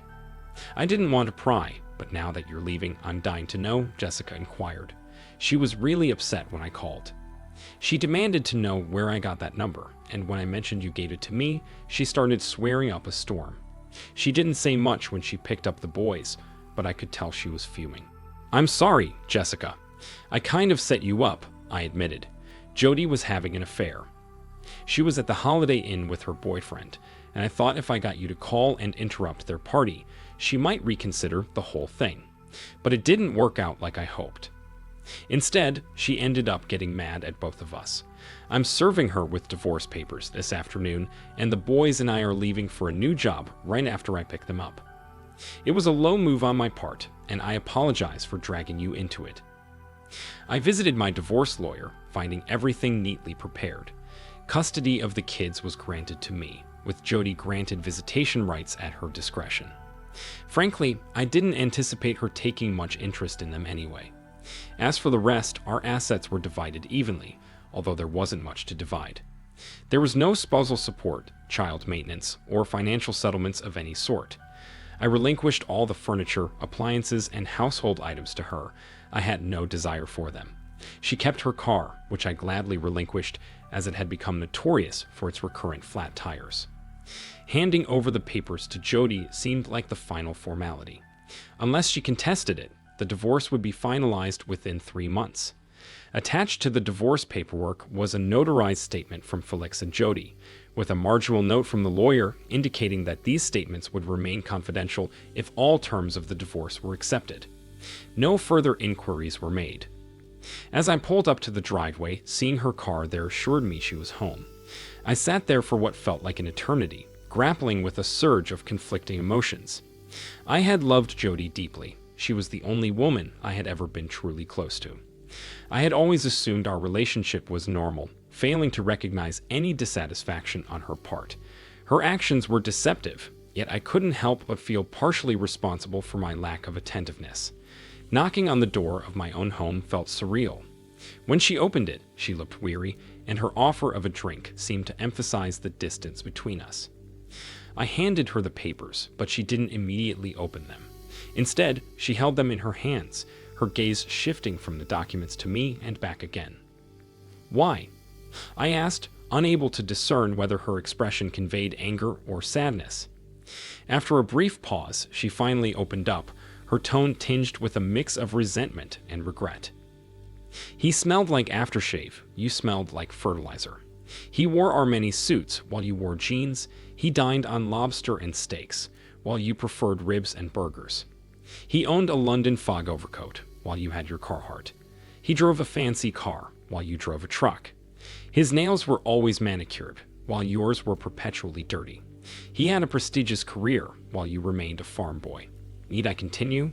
she retorted. "I yearned for a life that you couldn't provide, Bob. I'm sorry we got married. I did so for all the wrong reasons. I saw you as an escape from my parents, failing to look beyond the immediate. I was foolish to believe you could fulfill my desires. I love my children, but I regret having them. It sounds awful, I know, but I lack maternal instinct. I hoped finding someone who could fulfill my dreams would bring contentment, but it only deepened my dissatisfaction. I misled you. I failed as a mother, but I'm not sorry for pursuing my aspirations and seeking something better." What about his wife? What about your husband? What about your children? What about your family? I interjected. Her demeanor shifted abruptly. My questions seemed to provoke anger, and any semblance of remorse vanished from her expression. I couldn't care less about any of that. It's my turn now. I want to live the life I've always dreamed of. A husband from the farm and 2 messy kids don't fit into that picture. I've got your damn papers, so just leave and let me get on with my life, she spat out bitterly. Her words made my decision simple. I turned and walked out without another word. When I picked up the boys, Jessica offered to make more phone calls if needed. Later, I called the utility companies and asked them to delay disconnection until the end of the month. Despite everything, I couldn't help but feel a twinge of sympathy for her. 3 months later, the divorce was finalized without a hitch. I never heard a peep from Jody. According to the lawyer, everything proceeded smoothly as planned. While my new job was fulfilling, I missed out on the opportunity to buy the business. Someone else snatched it up, along with a prime quarter section of land. My boss mentioned they intended to turn it into a horse breeding farm. While my job remained secure, my aspirations of owning my own place took a setback. 2 weeks later, construction commenced next to the feed store. We speculated on what was being built, and eventually, one of the guys approached the site engineer for answers. To our surprise, it was revealed to be a veterinary clinic specializing in large animals. It piqued my interest momentarily, but I brushed it off as wishful thinking. Remarkably, the entire building was erected in less than 60 days.